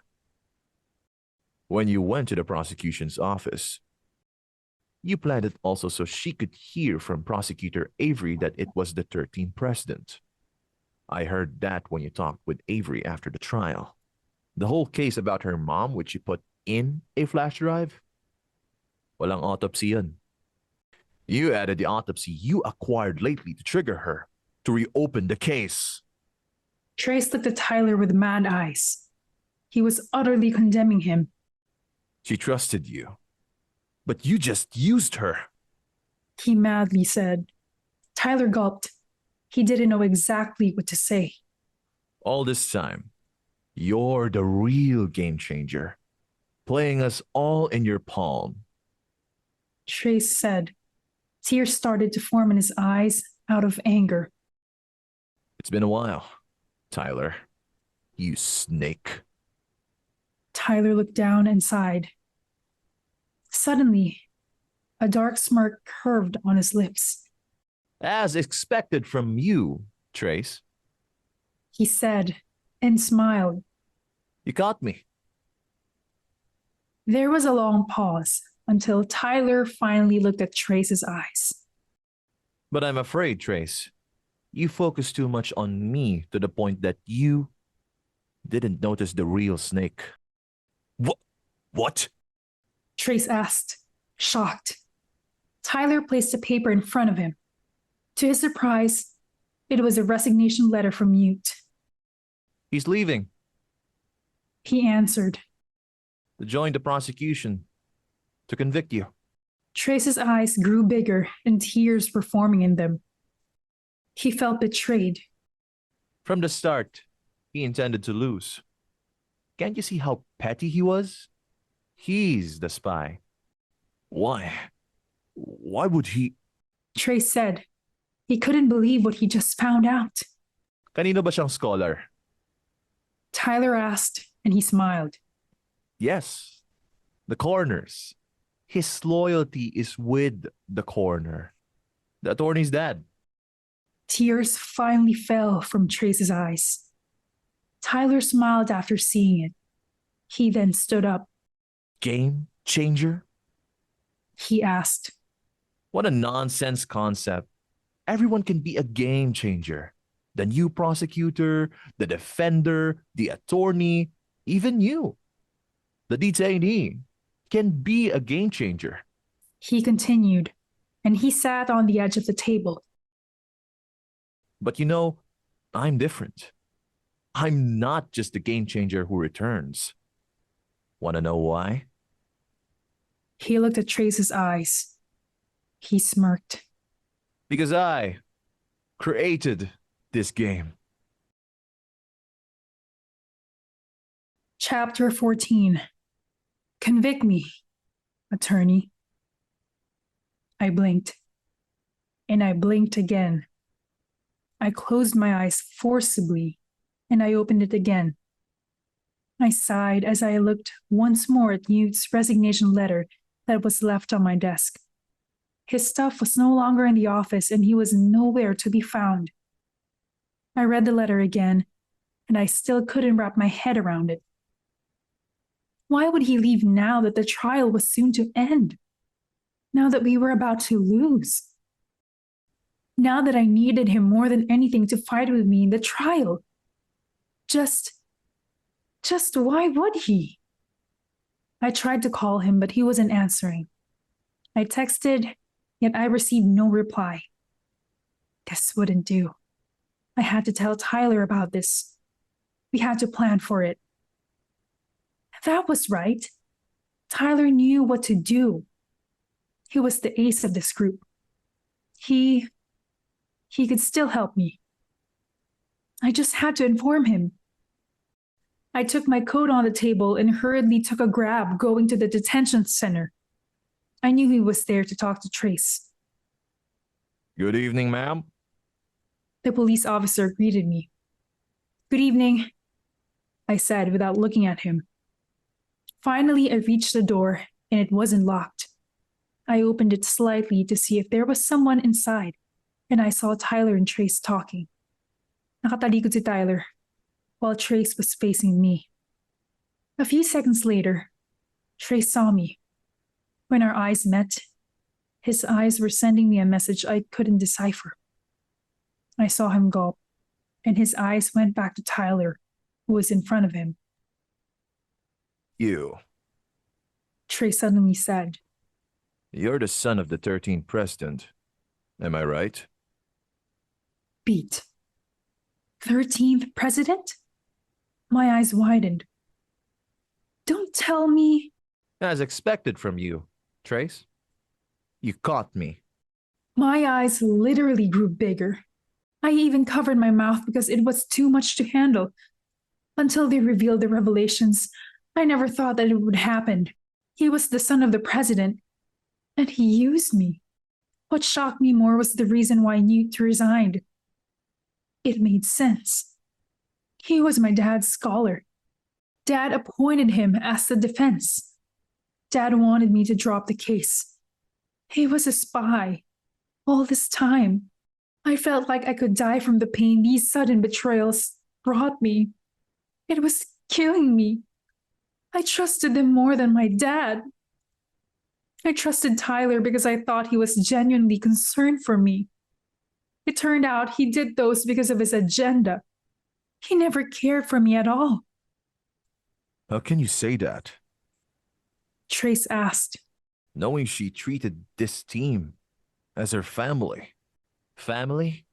Tyler mockingly asked. I never considered you as a family, but don't worry. I don't need her anymore. She reopened the case already.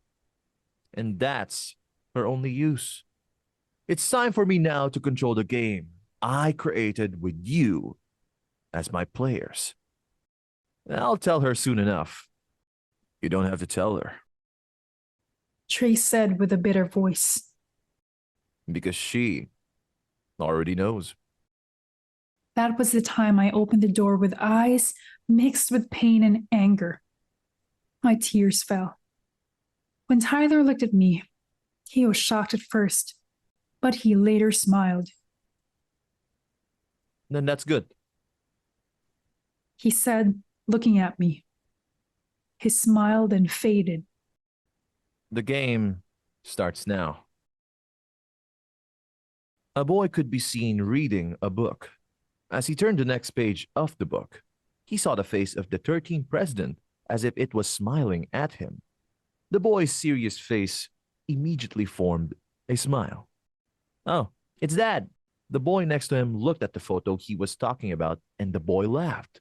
He then stood up and faced the class.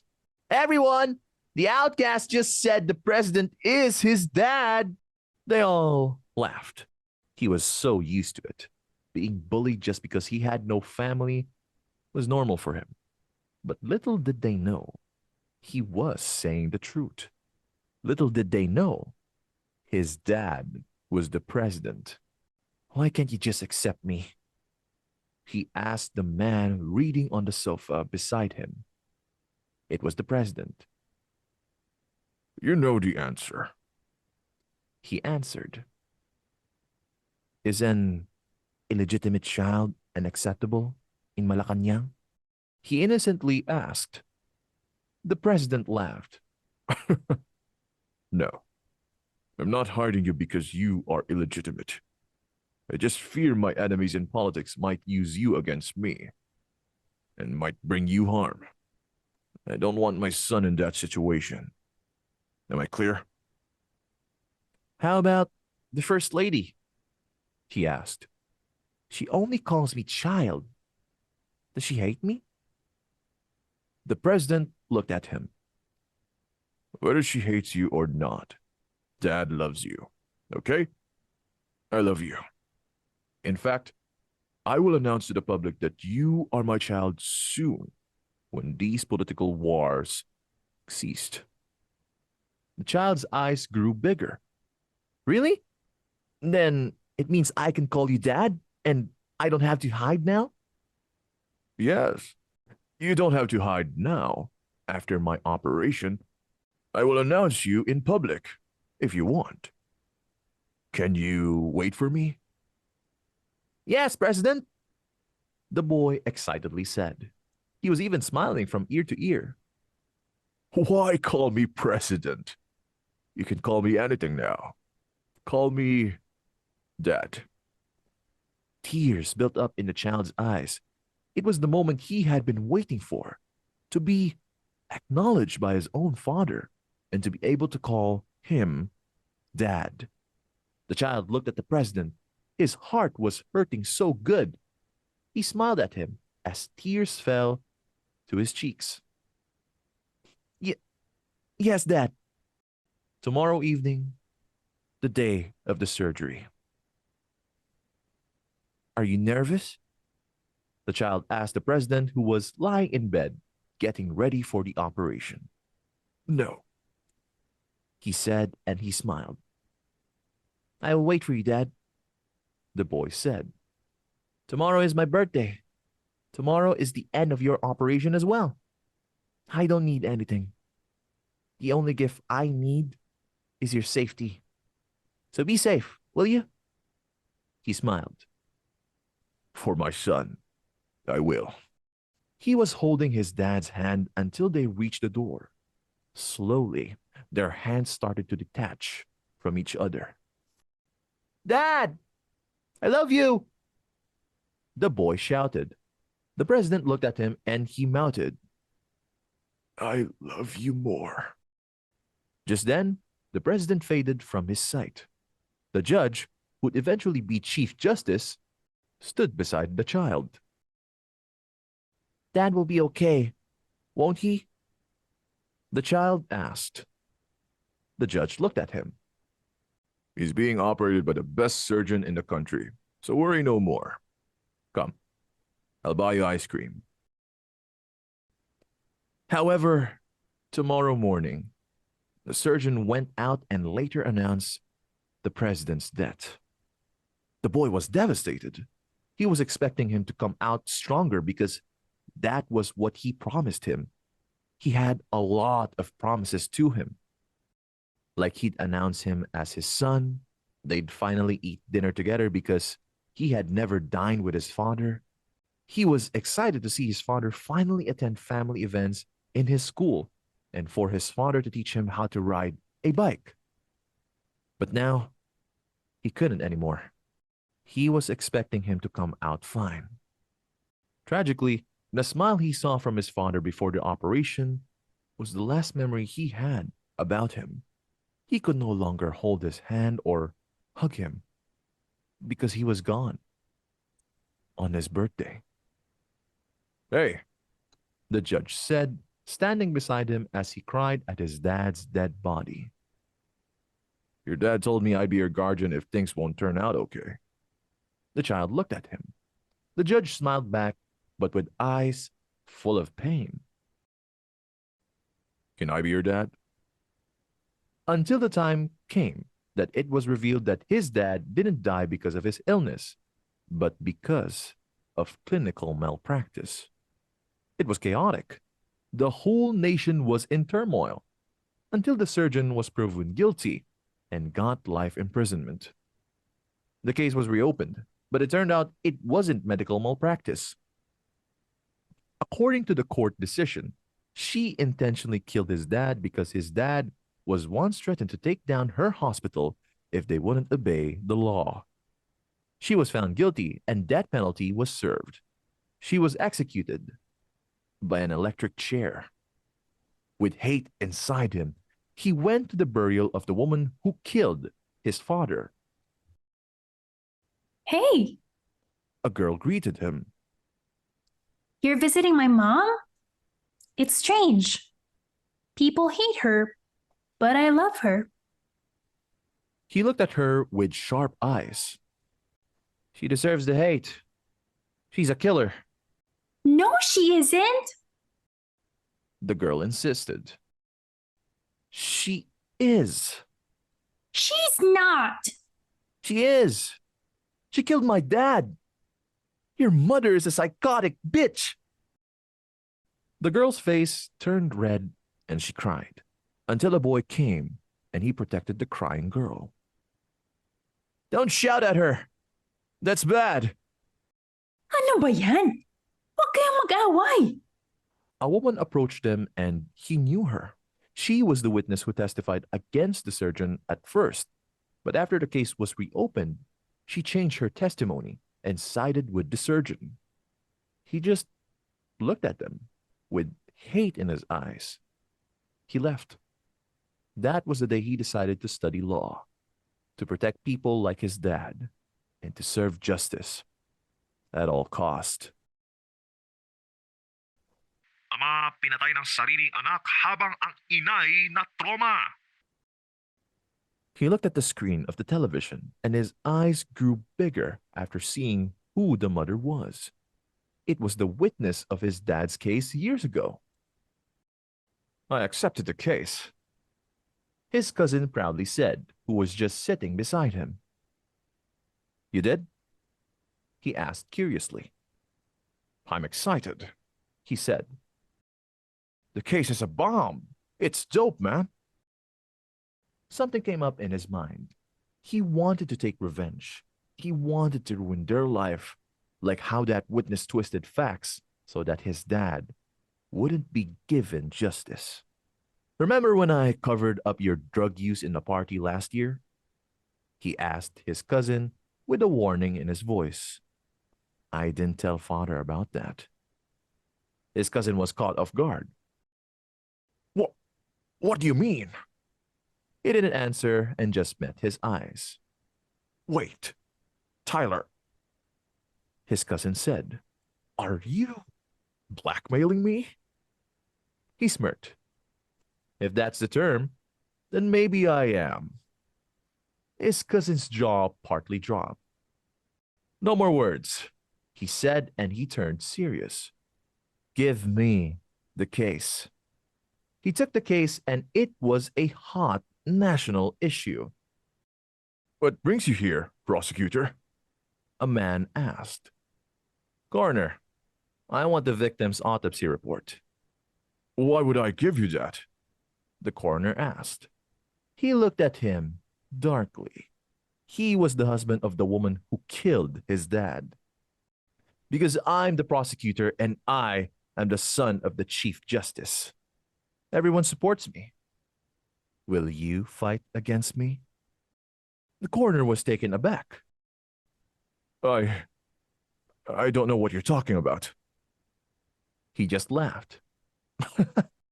I didn't expect your idiocy will reach this far, he said and met the coroner's eyes. Just do as I say and don't stand in my way. The last time you did get in the way of someone as powerful as me, your wife died. Would you afford to lose another loved one? The coroner's eyes grew bigger. Tyler Scott? I'm glad you know me, he said and smirked. The coroner didn't know exactly what to say. He had never been this scared before. Give me the autopsy and don't block my eye, he said. His smile was cunning. Give it to me now.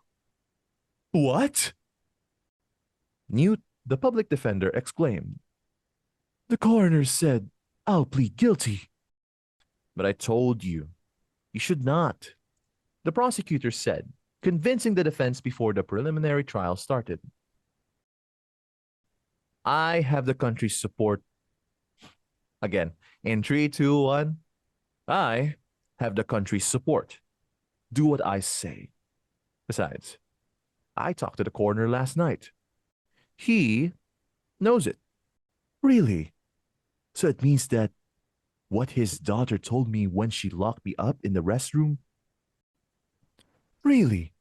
So it means that what his daughter told me when she locked me up in the restroom was right. Daughter? The defender smiled. Yes. Nilock niya ako sa restroom kanina para lang sabihing ipinapasabi raw ng papa niya na mag-plead ng not guilty. Hindi nga ako naniniwala. Buti na lang sinabi mo. Thank you, ah. Just then, the restroom opened and a girl came out from it. You! Yung sinasabi ko, ha? Sigaw nito. Huwag mong kalilimutan. Di ako aalis dito hanggat di yun nangyayari. Oo na. Naiiritang sabi ni Newt at tumingin sa kanya. That's her. He looked once again at the woman and when their eyes met, she smiled at him. He snubbed her. The next days, he visited the defendant's mom in the hospital. Your son won't plead guilty because if he does, hindi siya aabutan ng death penalty. I want him to plead self-defense, and I'll prove he's guilty. And by the time he gets the verdict, he'll be the recipient of death penalty. How's that? He smirked. The woman cried. Hindi! Hindi mo mamatay tao ang anak ko. Ako, ako ang sumaksak sa... Sino ba yun? Teka, sino ka ba? Bakit ako nandito? Nasaan si Mommy? Si Daddy?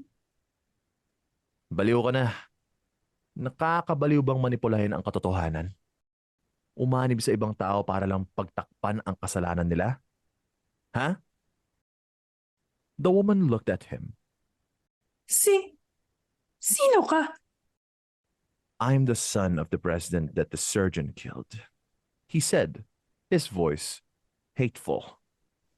I am the son of the man who almost didn't get the justice he deserved after you switched sides.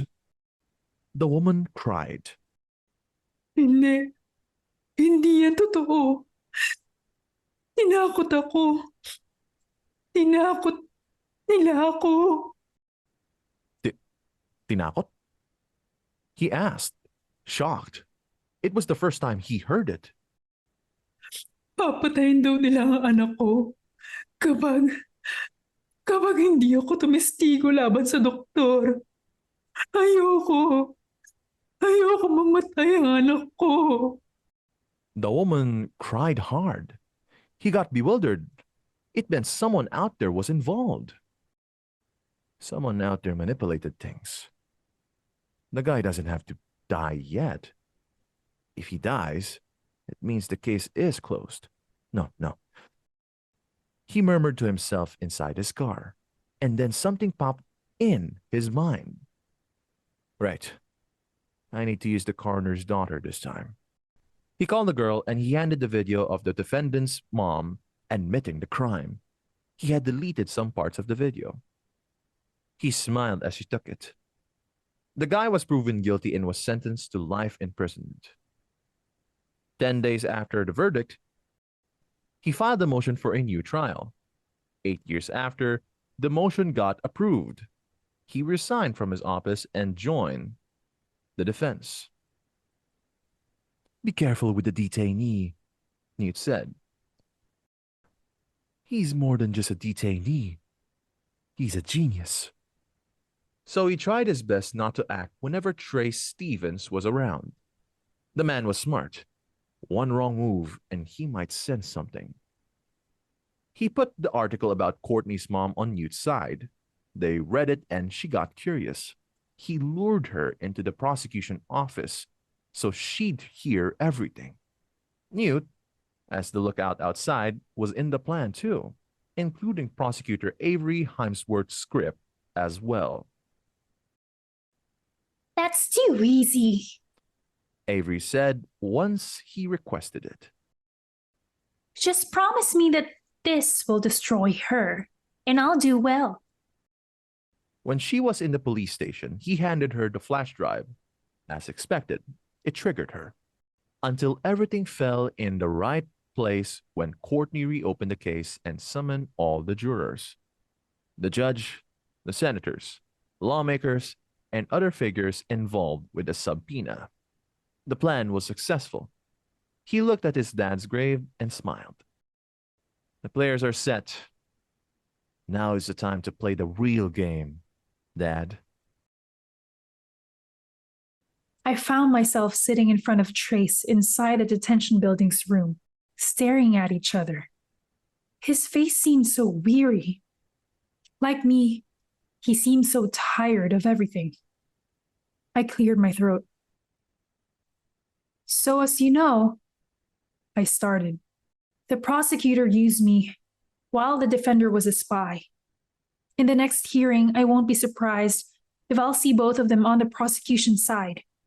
It will be Tyler, Avery, and Newt in one team, so it's basically me against them, you see? I said with tears in my eyes, my voice cracking as I tried not to cry. So, I want you to be honest with me para alam ko kung paano kita ipaglalaban. So, tell me, ginawa mo ba yun? I asked. His face was emotionless. Did you Kill your dad? Trace looked at me, and pain started to build up in his eyes. Why, Courtney? Are you confused now? I'm not just confused, Trace, I said bitterly. I'm afraid. There's a part of me na ayaw nang maniwala sa'yo.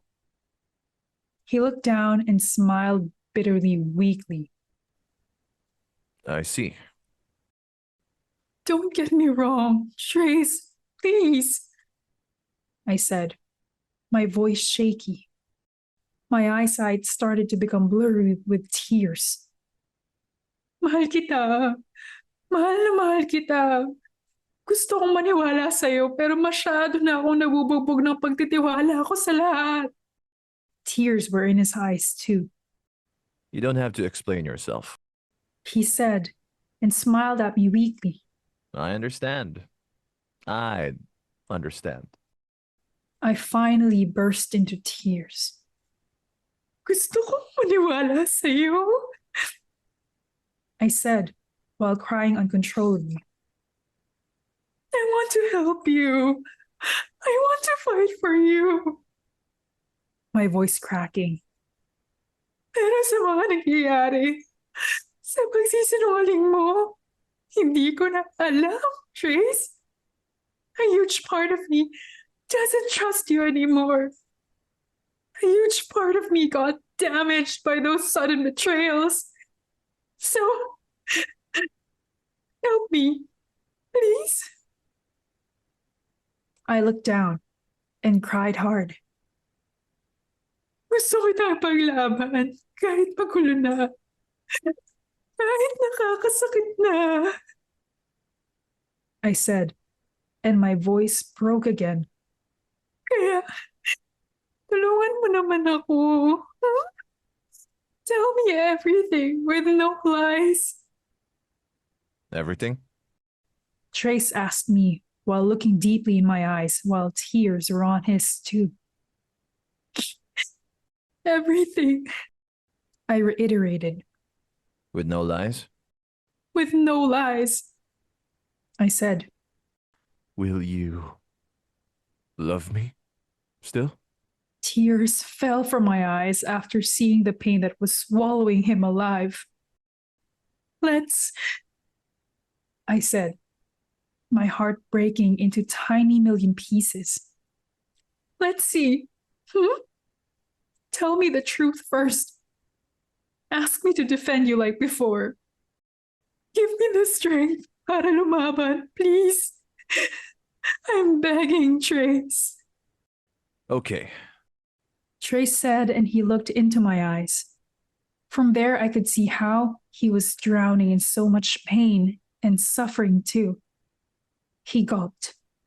He met my eyes. His tears fell as he smiled at me weakly.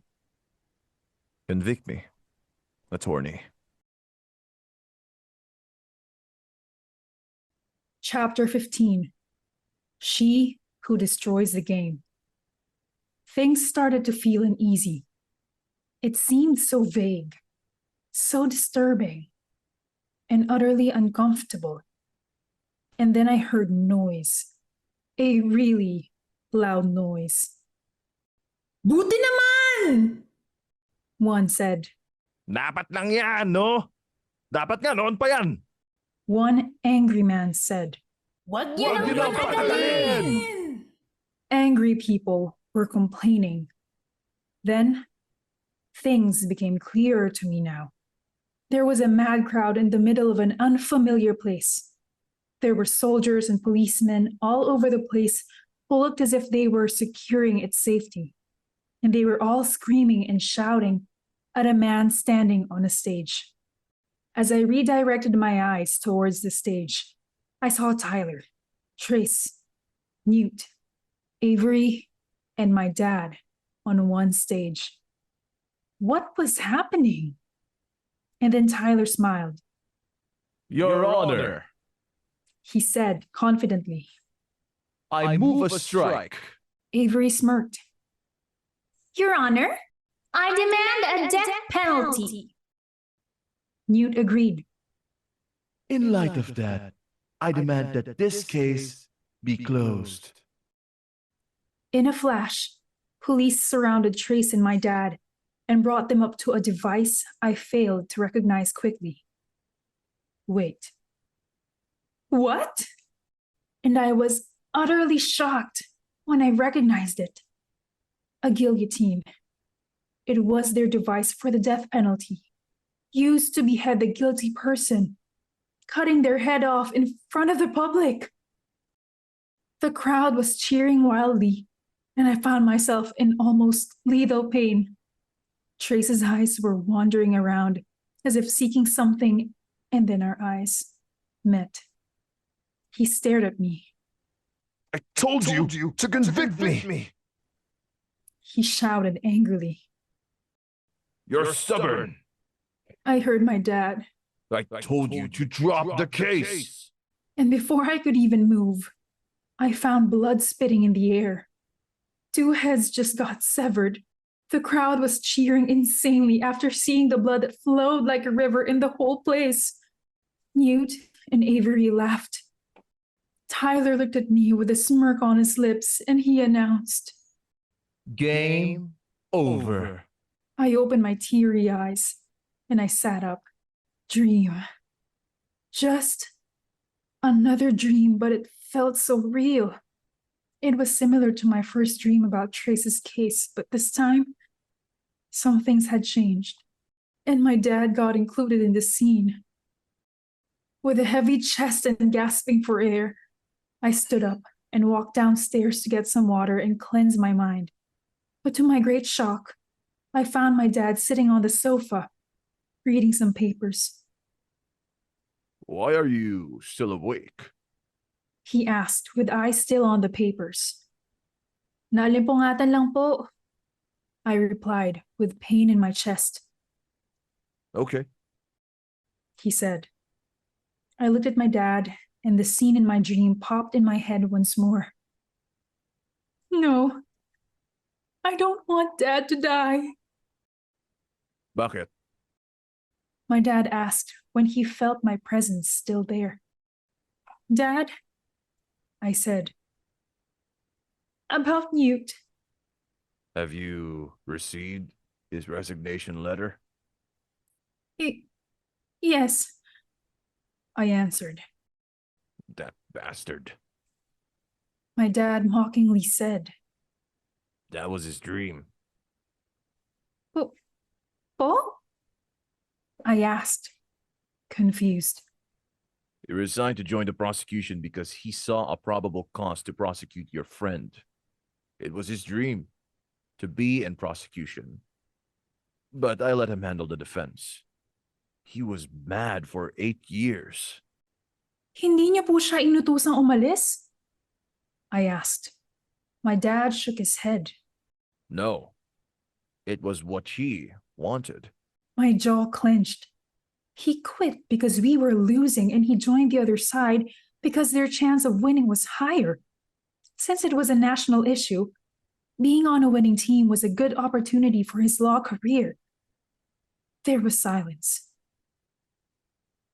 Dad, I said, looking at him. I'm sorry. Finally, he looked at me. Sorry kung hindi kita sinunod. Sorry kung hindi ako nakinig. Only if I know. I bit my lower lip. Sorry. And my tears fell. Why apologize? Will you drop the case now? I closed my eyes hard. I don't know. Everything seems so messed up. The defender whom I considered a brother betrayed me for his career. The prosecutor I thought who cared for me just used me for his own gain. The person I am fighting for 8 straight years just lied to me. I don't know anymore, Dad. I feel so weak, so fragile, so dumb. I feel so damaged. The prosecutor is the devil ever since I met him when he asked for the autopsy. Dad said. There was bitterness in his voice. Why did you tamper the autopsy, Dad? I didn't do it intentionally. He answered. I did it because he wouldn't use it in court, and he was just digging something I didn't know, so I faked it. Dad, I said. He's the son that Mom apparently killed. He's the son of the 13th president. My dad got petrified for a moment. He couldn't talk. Dad, I said, with tears flowing uncontrollably from my eyes. Did Mom really kill the president? Dad's mood evidently changed. His face went blank. Dad, please, tell me. I sobbed. Did she do it? I can't tell you that, My dad said.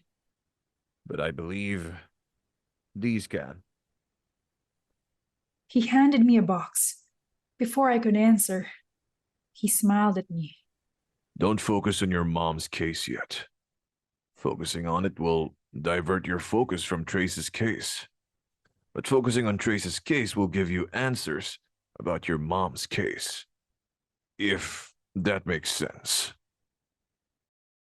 I don't know anymore, Dad, I said, now barely crying.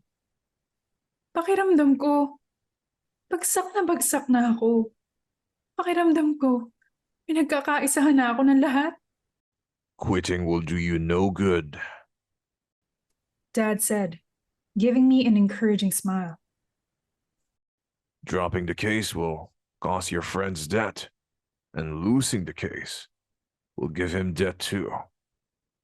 So, I'm giving you the consent to fight for him. Like what I did to your mom before. But Dad, I said, I don't know. I feel so lost, so broken, so confused. I don't know who to trust. I don't know what to do. I don't even know where to start. Everything seems hopeless, as if I'm fighting an already lost battle, as if this game is not for me to play. If you feel lost, then start here. He placed a paper in front of me. Baffled, I looked at it. Autopsy report. My eyes grew bigger. It was the autopsy report of Traise's mom. I hid that My dad said. because I knew someday you need it. I looked at it intently. Cause of death. Insulin poisoning. What the heck? My dad placed another paper in front of me. It's a consent form to have access to the hospital's security cameras. His mom didn't die naturally. She died because of the drugs injected to her. I already talked to the chief nurse. She'll help you if you need to see any records. My dad looked at my teary eyes. Then, he smiled at me like an encouraging father. The game is not for you to play. You're not the game creator and you can't even control it. You're not a game changer either. You're just a player. A mere player. But do you know what a player does? They act in the game. They may be a dot in the game, but the game won't be completed if not for them. They may just be a player, a mere player, but they can destroy the game. And he placed his hand on my cheek. And that'll be your role. He then smiled. Be the game destroyer. What documents do you need? I looked at the chief nurse skimming documents on our table. I need the medicines she'd been taking, the doctors and nurse in charge. The chief nurse smiled. That rings some sort of bell. Confused, I asked. Oh? She faced me. That's your dad's line before when he was asking me for the records to help your mom. Then she looked for the documents again. History really does repeat itself. Did Mom do it? I asked again. Did she kill the president? But she didn't answer and just handed me the documents. She smiled. Good luck. Then she went out. I looked at the papers, and from there, I found out that Traise's mom was diabetic and had been taking insulin. Confirmed. She'd been taking insulins and she overdosed. I looked at the doctors and nurses in charge, but there were plenty of them. I immediately went to the security office and I saw them arguing. Someone plagiarized our logo. We need to sue them. A man shouted. We need to talk to them first. No, we need to file a charge. 1 year imprisonment and 100,000 fine for plagiarism or violation of intellectual properties will do. No, it is 5 years and just 50,000. 1 year. 5 years. 1 year. 5 years. It's 10 years. I butted in and they both looked at me. And 150,000. I added and I smiled. Po? Tanong ng isa. I forced a smile. I'm a lawyer and I need to view your security cameras for our case. In no time, I found myself inside one of the hospital rooms with a nurse in front of me. I viewed the CCTV cameras and I saw one nurse who kept on coming in and out of Traise's mom's room every day with a man in a suit I couldn't recognize. I told you, the nurse said with sharp eyes after I caught her in her attempt to run away earlier. I won't tell anything. Of course you will, I said. Because I will force you to. She smirked. Like what, attorney? You will kill me? I smirked as well. I can, but I won't because I don't want to be a murderer like you. She laughed. You don't have evidence, attorney. Well, I have. Then I placed an autopsy report in front of her. Her eyes grew bigger. The victim died because of insulin poisoning. You are in charge of her medicine. And my jaw clenched. Her eyes started to become tense. Why did you do it? And I felt anger inside me. Why did you kill her? Yet, she was not answering. She was just shocked and scared. I placed a syringe on the table. It has your fingerprints. Her eyes widened, and then she cried. Attorney, the nurse said, crying. Ninakot nila ako. Ayokong mamatay.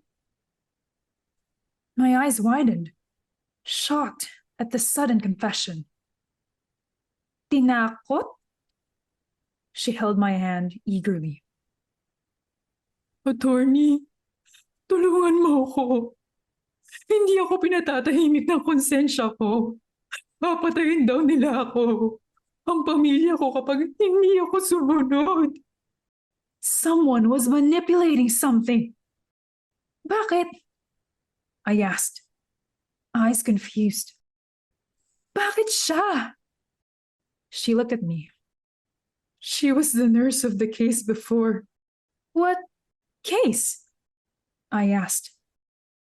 The case of the 13th president. Beat. Sino? I asked. Sino nagutos sa'yo? The nurse shook her. The nurse shook. In 3, 2, 1. The nurse shook her head. Ayoko, attorney. Ayoko. Trust me, I said eagerly, holding her hand. Tell me. She cried hard. Papatayin nila ako. Put your trust on me, I said. Sino nag-utos sa'yo? Attorney, they are powerful. Tell me, I said, with zeal in my eyes. She gulped and she cried hard. She opened her mouth, and what she said rendered me speechless. I heaved a sigh as I looked at the ceiling of my room. It was a tough day. I found a witness who agreed to testify in tomorrow's trial and reveal things I never thought would be real. She didn't know the syringe I presented had no fingerprint of her. I lied, and she just bit my trap. I visited Traise to tell him all the things I found out, but to my great surprise, he knew them all, even about his mom's death. It turned out my dad told him everything days after his verdict 8 years ago. He didn't want to see me, saying there was no need for me to investigate since he'd plead guilty. I didn't know how to react. Would I in 3, 2, 1? Would I destroy this game? Or would the game destroy me? I looked at the framed photo showing me and my mom when I was 3 on the table, and I sighed. What's the real you, Mom? Tomorrow morning, the hearing started. The thing was, the size of the audience got doubled. The media people were all over. Politicians and lawmakers were watching, and the pressure could be felt in every corner of the courtroom. Your Honor, Avery said, as what you have heard, under oath, the former defense, which is Mr. Newt Dahmer, admitted the negligence on their part as a defense in acquiring autopsy reports and related medical and forensic evidence to defend the defendant. I, therefore, request this case to be dismissed before the verdict. I rest my case. I looked at Newt, who was at the witness stand. I felt myself fuming with anger, as he had the nerve to look at us without any hint of guilt on his face. Newt stood as a witness first before joining the prosecution in order for his testimonies to be valid. He just copied our strategy. That fucktard, I murmured. Defense, The judge called. would you like to cross-examine? I heaved a sigh. No, Your Honor. Avery looked at me, shocked at first, but she managed to smile. But I'll present my own witness. Her smile faded, and I smiled back at her.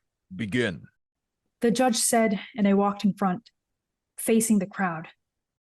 I called to the witness stand the nurse from the medical facility where the victim and the wife of the victim died. There were murmurings. But then, no one was coming. I looked at the crowd, and there was no presence of the nurse. Again, I said, hoping she'd hear wherever she was. I called to the witness stand the nurse from the medical facility where the victim and the wife of the victim died. But what I heard was just a noise, a really loud noise accompanied by a boo sound. Again, I said, and I closed my eyes. I'm calling the... Your Honor, Avery stood up. her witness clearly didn't show up. We are just wasting time. I demand to... Shut up, I said, my eyes confused and unsure. She'll come, Show us. Avery said, smilingly mocking me. Call your witness and stop being pitiful. I faced the crowd and cleared my throat. I call, Your Honor, the court clerk said. I have something to tell. It provoked an uproar from the crowd again, and I was left dumbfounded in the middle of the court, confused about what to do. See? Avery said, fascinated by seeing me in this state. I told you. Avery said, fascinated by seeing me in this state. The court clerk and the judge were soon done talking, and the judge faced us. I would like to make an announcement. The judge said, The witness of the defense was found dead inside her condo unit. my eyes widened. What the fuck? I felt my legs shaking. Your Honor, Avery stood up. with that situation, I, therefore, request to strike out her witness. Request granted. Defense, you may take your seat. I couldn't wrap my head around the things that were happening. What just happened? How come she was dead? No, maybe it was a trick. I had to call her. I opened my phone and accidentally, to my surprise, I saw a notification from my email that was sent an hour ago. Astounded, the email came from the nurse who just died. With hands trembling, I opened it, and a video met my eyes. I immediately clicked it. Attorney, she said, sobbing. She seemed terrified. May mga tao nang umaaligid na sa labas ng unit ko. Narinig ko sila, attorney. They might kill me anytime now. Attorney, natatakot na ako. Attorney. I heard a knock on her door. Nandito na sila. I think I won't make it to the trial. Just check the file attached, attorney. If anything bad happens, you know who did it. And she cried. Sorry. Then the video ended. I checked the file, and it was the medicine injected to Traise's mom, and the recording was below it. My legs almost disowned me. I felt scared. Your Honor, I said, facing everyone. My witness didn't die. She was killed. A loud noise then occupied the court. That's a serious allegation. Can you support it? The judge said. I looked at the prosecution with determination in my eyes. I can, Your Honor. Proceed then. The judge said. First, I would like to play this video. I played the video and received. I played the played the video I video? received. In three, Okay. two, one. I played the video I received from the nurse. People were shocked after watching it. Objection, Your Honor. Avery stood up. The defense acquired an illegal video. It's not illegal. She sent it to me, Your Honor. I exchanged glares with Avery. Objection overruled. Defense, continue. Avery and I looked once again at each other fiercely before I faced the judge. As you can see in the video, I said, the witness experienced threat in her life after being registered as the witness of this case. The witness was the nurse of the victim's wife and the mom of the defendant, who agreed to testify because of the power manipulation she got involved with. To justify that, I would like to play this recording. I played the recording, which contained our conversation yesterday in the hospital. As what you have heard, the witness was threatened to do such act. And what's that act? I rhetorically asked, and I faced the crowd. 8 years ago, the mother of the defendant, who could have been the star witness of this case, died. It was believed that the cause of death was natural. However, the autopsy report conducted by the coroner showed the eyes of the mother of the defendant were dilated. There were blood-stained froth in her nose and her blood dropped. Prior to this, let's take a look at the medical report the witness sent me. Then I flashed it on screen. The mother of the defendant had been suffering from depression, nausea, personality change, pale skin, sweating, sleep disturbance, and fatigue. The medical facility refused to present her in court because they thought she developed a strange mental condition, which they couldn't figure out yet. And I flashed another piece of evidence on the screen. These are the medicines that the mother of the defendant had been taking and injecting directly through her bloodstream. One of them is insulin. And all the symptoms aforementioned, from depressed mood to fatigue, are all signs of one thing. I flashed an autopsy report on the screen. The mom of the defendant didn't die of a natural death because she was killed by insulin poisoning. There was a loud noise. The mother of the defendant was supposed to be the star witness of this case, but was taken out of the list because of her mental condition, which, it turned out, didn't exist. If we can recall, the mother of the defendant was also the star witness of the 13th president's case years ago. Objection, Your Honor! The defense is just making up allegations she has no plan to prove. I smirked. Don't worry, I'll prove it. Then do it. Avery fiercely said. How will I do it if you keep on interrupting me? I asked. Nagpapanik ka na ba? The crowd was thrilled. Avery scoffed as she sat back. She seemed offended. Objection overruled. The judge. Continue. She had her chin up, an indication that she was ready for a war. So who did it? I asked, and I played a recording. Let's play this.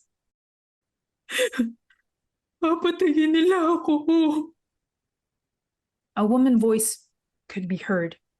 Fear could be detected. Put your trust on me. My voice. Sino nag-utos sa'yo? Attorney. They are powerful. Tell me. The woman cried hard. It's... The voice was hesitant. It's the former vice president. It provoked a louder noise from the audience, with almost everyone standing up, even the judge, with that unexpected revelation. To prove that, I said, I'd like to play this video. And the video contained 1 week footage of the vice president with the nurse coming back and forth to Traise's mom's room. With the evidence shown and not abiding the subpoena the defense filed, I, therefore, demand the arrest of the former vice president, the 10 senators, and some people from the lower house, few lawmakers and medical practitioners. And I looked at Avery's shocked face. Even the prosecutor's dad. The people were now panicking. Flashes from the media cameras became frequent. Oh, what are you doing? Avery asked, losing her cool. Who are you to do that? Who am I? I asked. I am the player who'll destroy this game. Then I smirked. I'm the game destroyer. Really? Avery asked.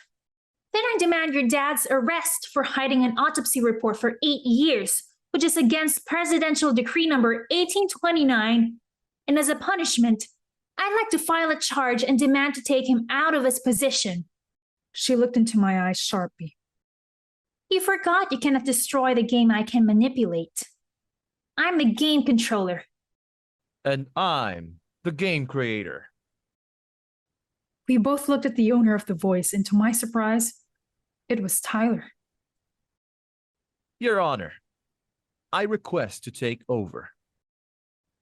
I looked at him. You're no longer part of the defense. Back off. I'm still part of it. I did not resign, so sit back and watch the show. Request granted. Tyler smirked. Left with no choice, I sat back. I looked at Traise, and there, I saw his eyes full of anger, his jaw clenched, and his face red. Auntie, He murmured. As I looked at the middle of the court, I got dumbstruck when I noticed whom Tyler was with. It was Traise's aunt. The witness inquiry started. He was roasting her through his questions. so you admit he's been beating up the defendant? Yes. Yes. The woman answered. So bad? Yes. The woman softly uttered. Bad enough for the defendant to fight back and defend himself? What? The woman asked. Just a yes or no, ma'am. I can't, Yes or no?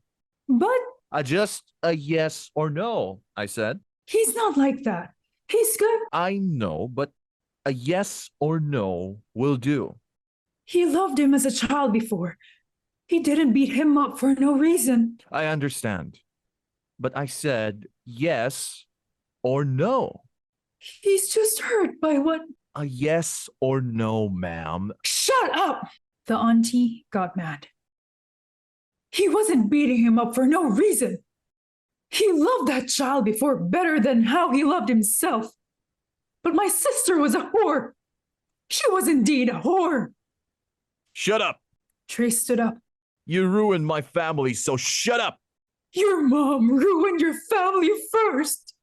The auntie cried. Stop defaming my mom. Traise shouted. I am not defaming your mom. I am just telling the truth. Order in the court. What truth? That you and my dad cheated on her? Your mom cheated first. She shouted, crying. Your dad started ruining his life after he found out that you. Her tears fell like river. Stop telling lies. That you weren't his son. Silence. Anak ka ni ate sa ibang lalaki. Then she cried hard. I felt a bang in my chest. Traise was standing still. His tears fell. I looked at Tyler. He was looking at Traise, and then he looked at me. After seeing the mess he did, a smirk formed on his lips, and he said, Bullseye.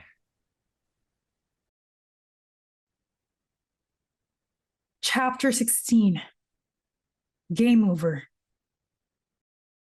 Due to the absence of the supposed witnesses and the situation created by new pieces of evidence that were acquired, I, therefore, move the day of the last day of trial to the day after tomorrow to give way to new reports both the prosecution and the defense need to file.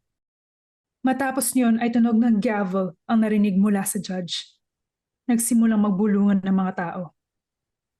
I looked around. As I looked at Avery, she was looking at me sharply. Traise's aunt was still standing at the witness stand while uncontrollably crying. Newt seemed confused.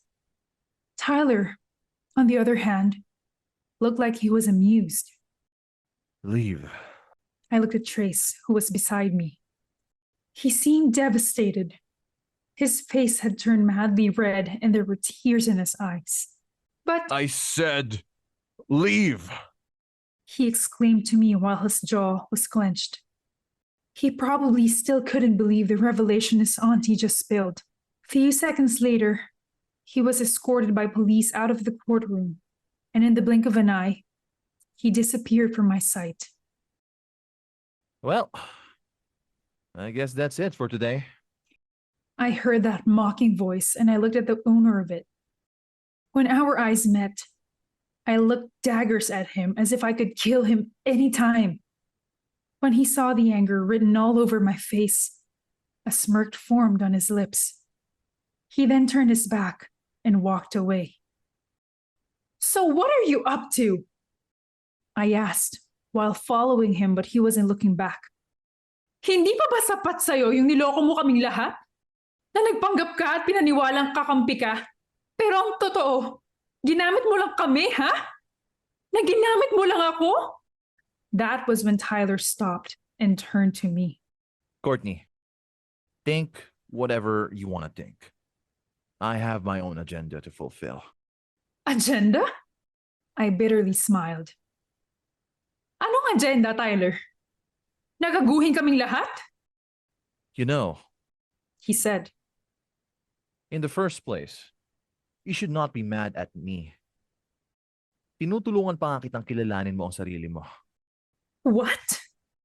I asked, confused. He smiled. Who gave you enough resources to know about your mom? It was me.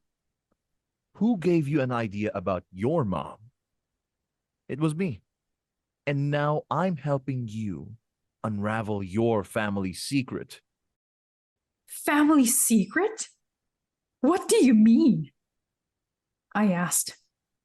He walked towards me while his eyes are fixated on me. It was revealed that Traise Stevens, your dear friend, is an illegitimate child.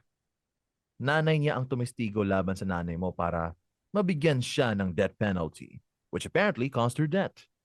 If that was the case, bakit siya tutulungan ng tatay mo kahit na siya ang isa sa mga dahilan kung bakit nakulong ang nanay mo?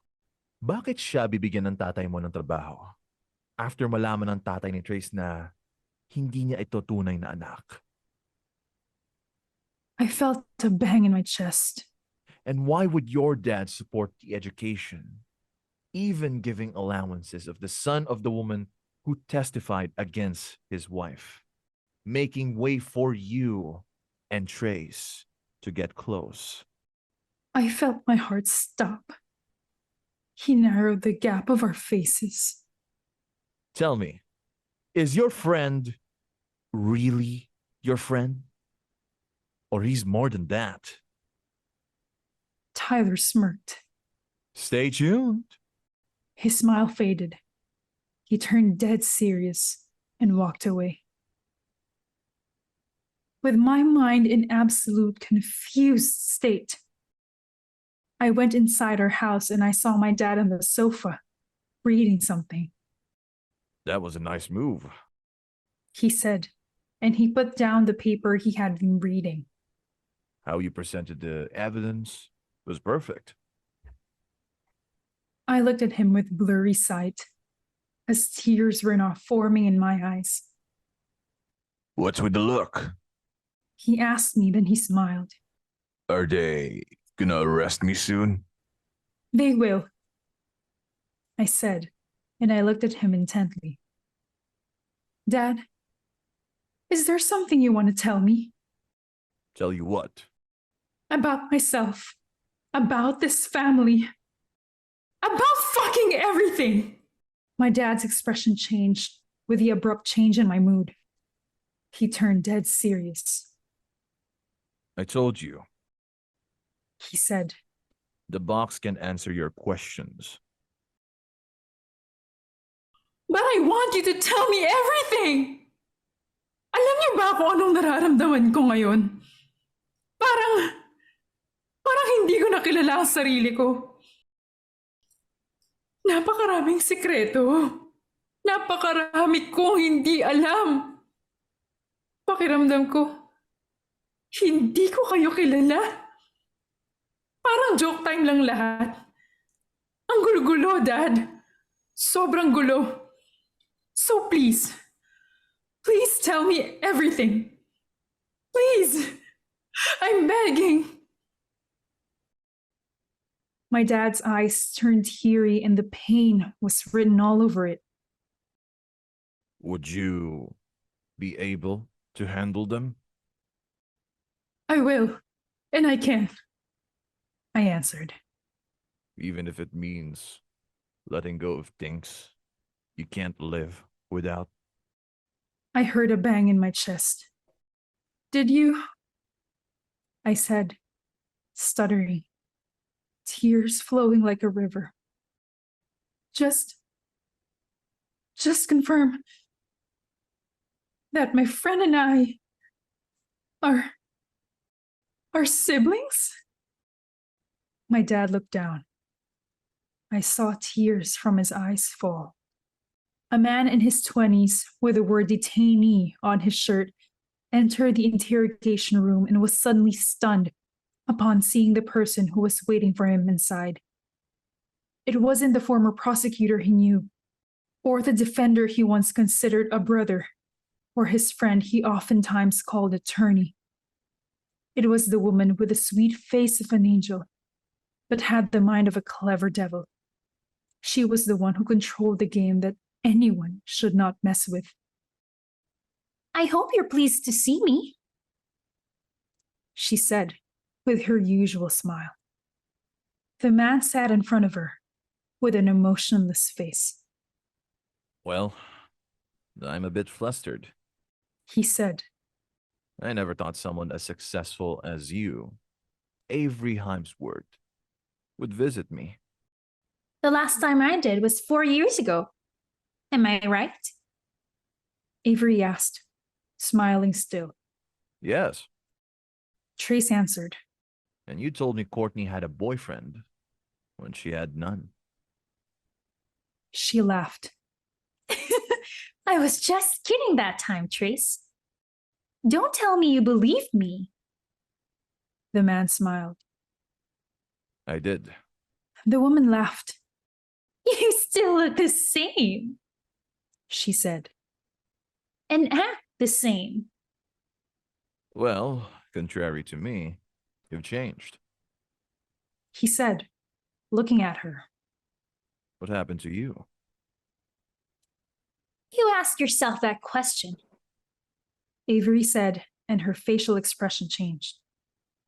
What did you do to me? I told you, He said, I don't need your... You need my help. She halted him. Her voice was authoritative, but there was pain in it. Can't you see things now? Courtney can't defend you. She can't defeat me. She's really distracted now because of her mom's case that overlaps with your case. I told you 4 years ago to wait for me. For me to defend you, but you turned me down. You turned me down, saying, She can defend me. Traise halted her.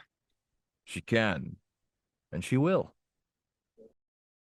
I thought you were smarter than me. She said, pain in her eyes. She couldn't even beat my scores in tests, and she couldn't even make it to any rankings. How will she defeat me in court? Just wait and see. He said, determined. Why do you trust her that much? She asked. Yet you can't even trust me. You even turned me down not just once, not just twice, but thrice because of her. Remember when you didn't accept my love letter back in high school? Remember when you chose to teach Courtney basic calculus instead of joining the national academic competition that will help get you to an international school?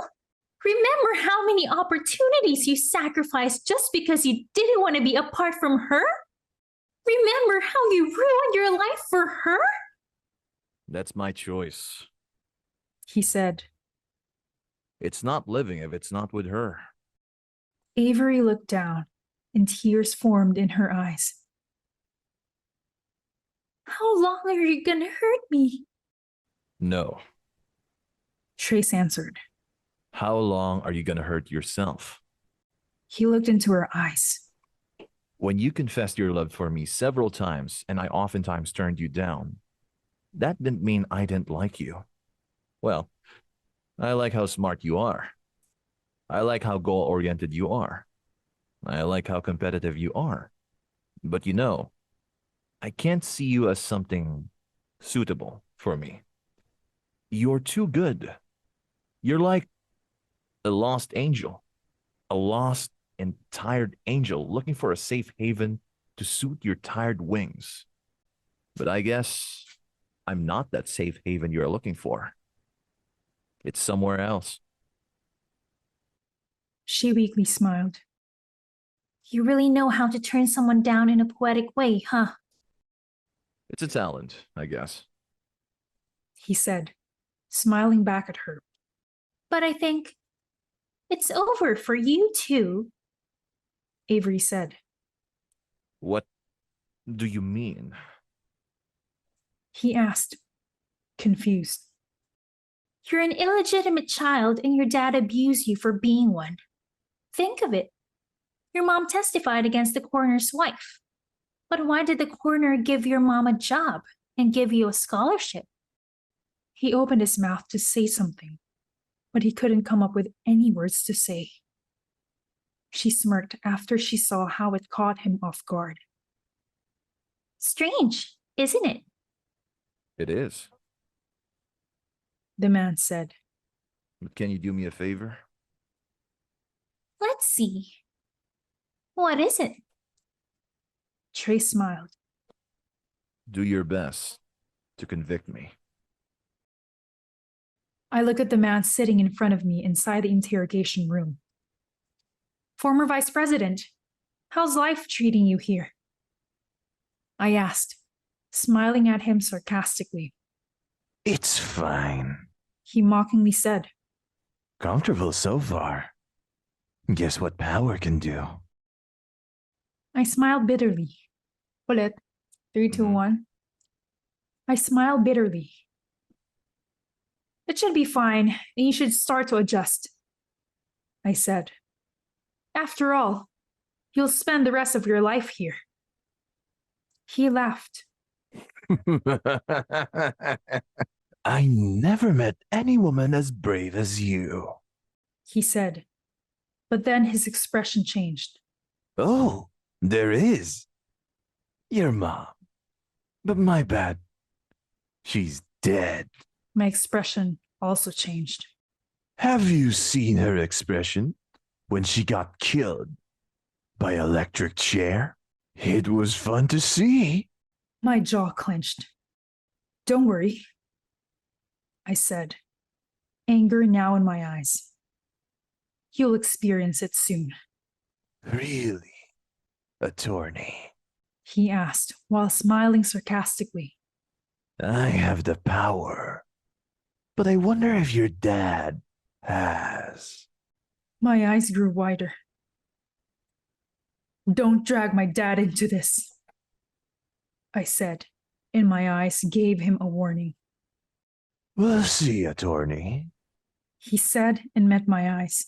Revealing things about me also means revealing things about your dad tampering important evidence. Seeing me in electric chair also means seeing your dad beside me, being killed by the exact same electricity. Then he laughed. In order to prove me guilty, you have to prove your dad also is. He then narrowed the gap of our faces, and with a twist of a smile on his lips, he whispered, I wonder if you can do that, attorney. Hours later, I found myself inside the interrogation room with a familiar man in front of me. I had been here for 15 minutes, and we were just looking at each other for the entire time. How long are you going to look at me? Traise asked me with his signature, emotionless face. As much as I want to, I said. As much as I can, Why? he asked. Is this my last night? I didn't answer. Oh, He said, bukas na pala ang last day of trial. So it will probably be my last night, I guess. Trace, did you really do it? I asked again. He smiled. I already told you the answer. Don't worry. I'll plead guilty tomorrow. There's no need for you to defend me. Just use tomorrow's platform for your mom's case. I'll take the verdict wholeheartedly. That's Why are you doing this? I asked, and the tears I had long been trying to. okay. I asked. And Mm. okay, I asked in 3, 2, 1. I asked, and the tears I had long been trying to suppress fell to the ground. I can still defend you. I can still do things for you, but why are you telling me to stop? Because I can see how pained you are. Trace answered. Can you see yourself now? You look so stressed. You seem sleep deprived. You are bothered. You're worried also about your mom's case. Your dad got involved. You carry the whole world now on your shoulder. He then looked down. I can't afford to see you being roasted in court. I can't see you being played and labeled by the media as a criminal defender. I can't afford to see you being hated by the whole nation alone. I can't afford to see you cry. I don't want to see you in pain. So please take a rest. He said and met my eyes. I'll handle it myself. You told me we're all in this together, I said eagerly. Then we'll end this together, No, he objected. you should stop. Don't torment yourself anymore. Please, do it. Do it for me. I can't. My voice broke.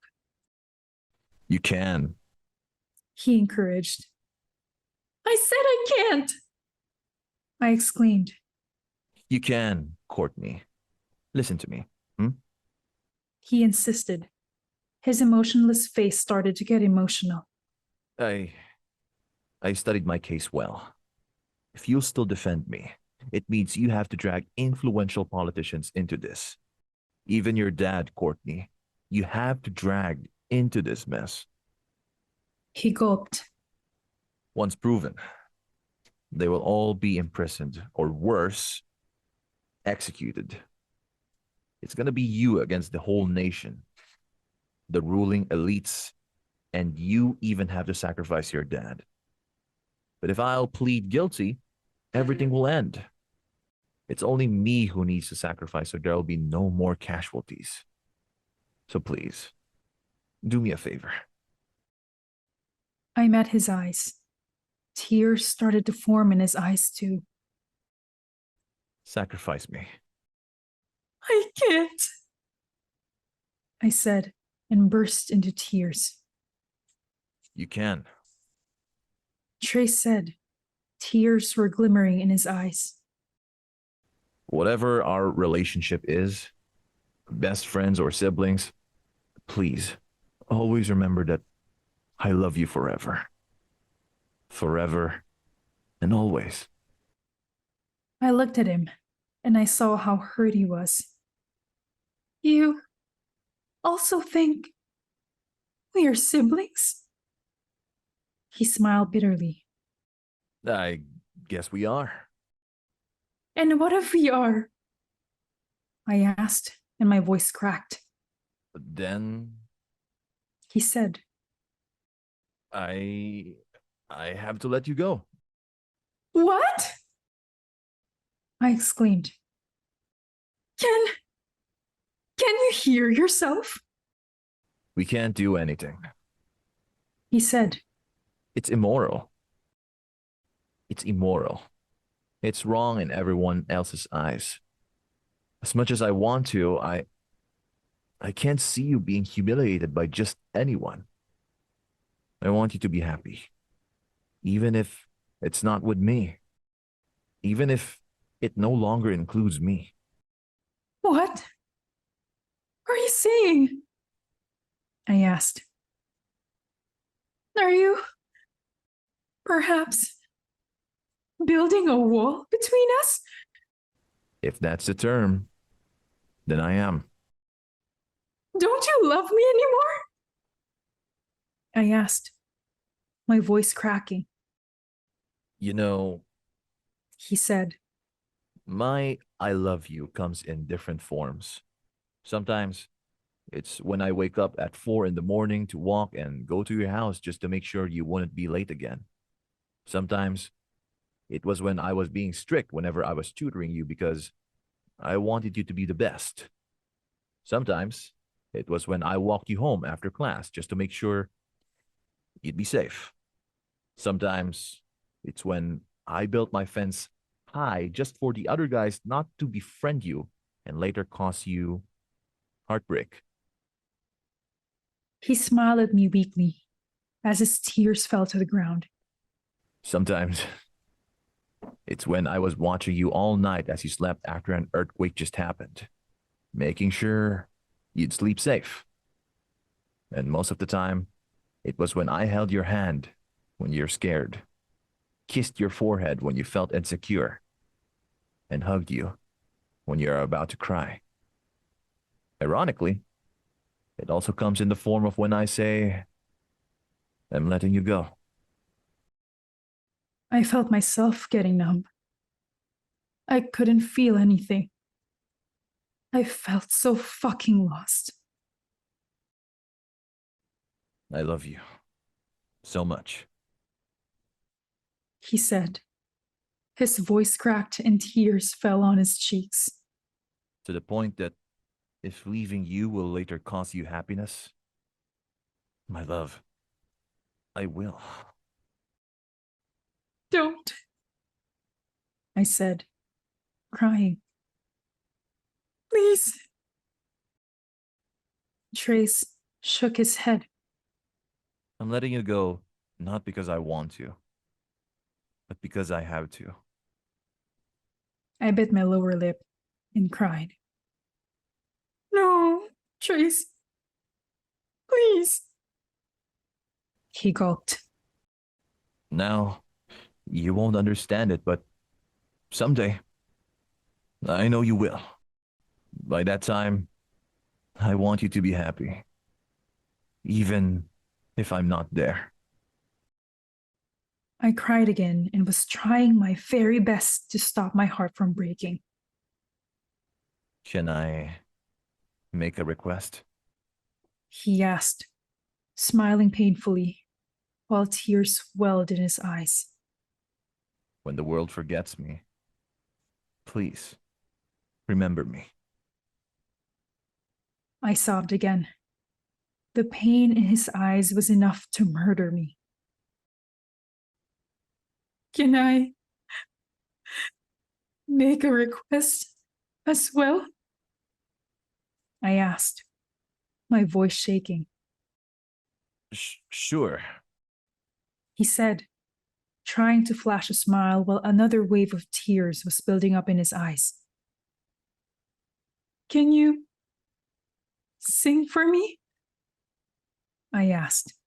But The one you sing to me every time I can't sleep. That Evan Lofranco rendition. Please, Trace. Can you? He was hesitant at first, until he finally smiled painfully at me. put your head on my shoulder. He started. Hold me in your arms, baby. I felt my heart melting and my eyes ready for tears.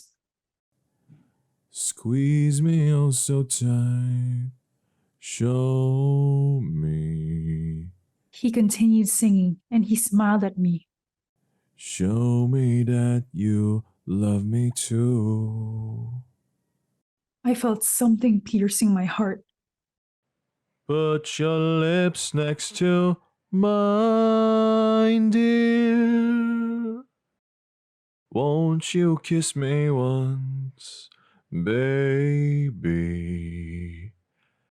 And he held my hand and pressed my hand gently.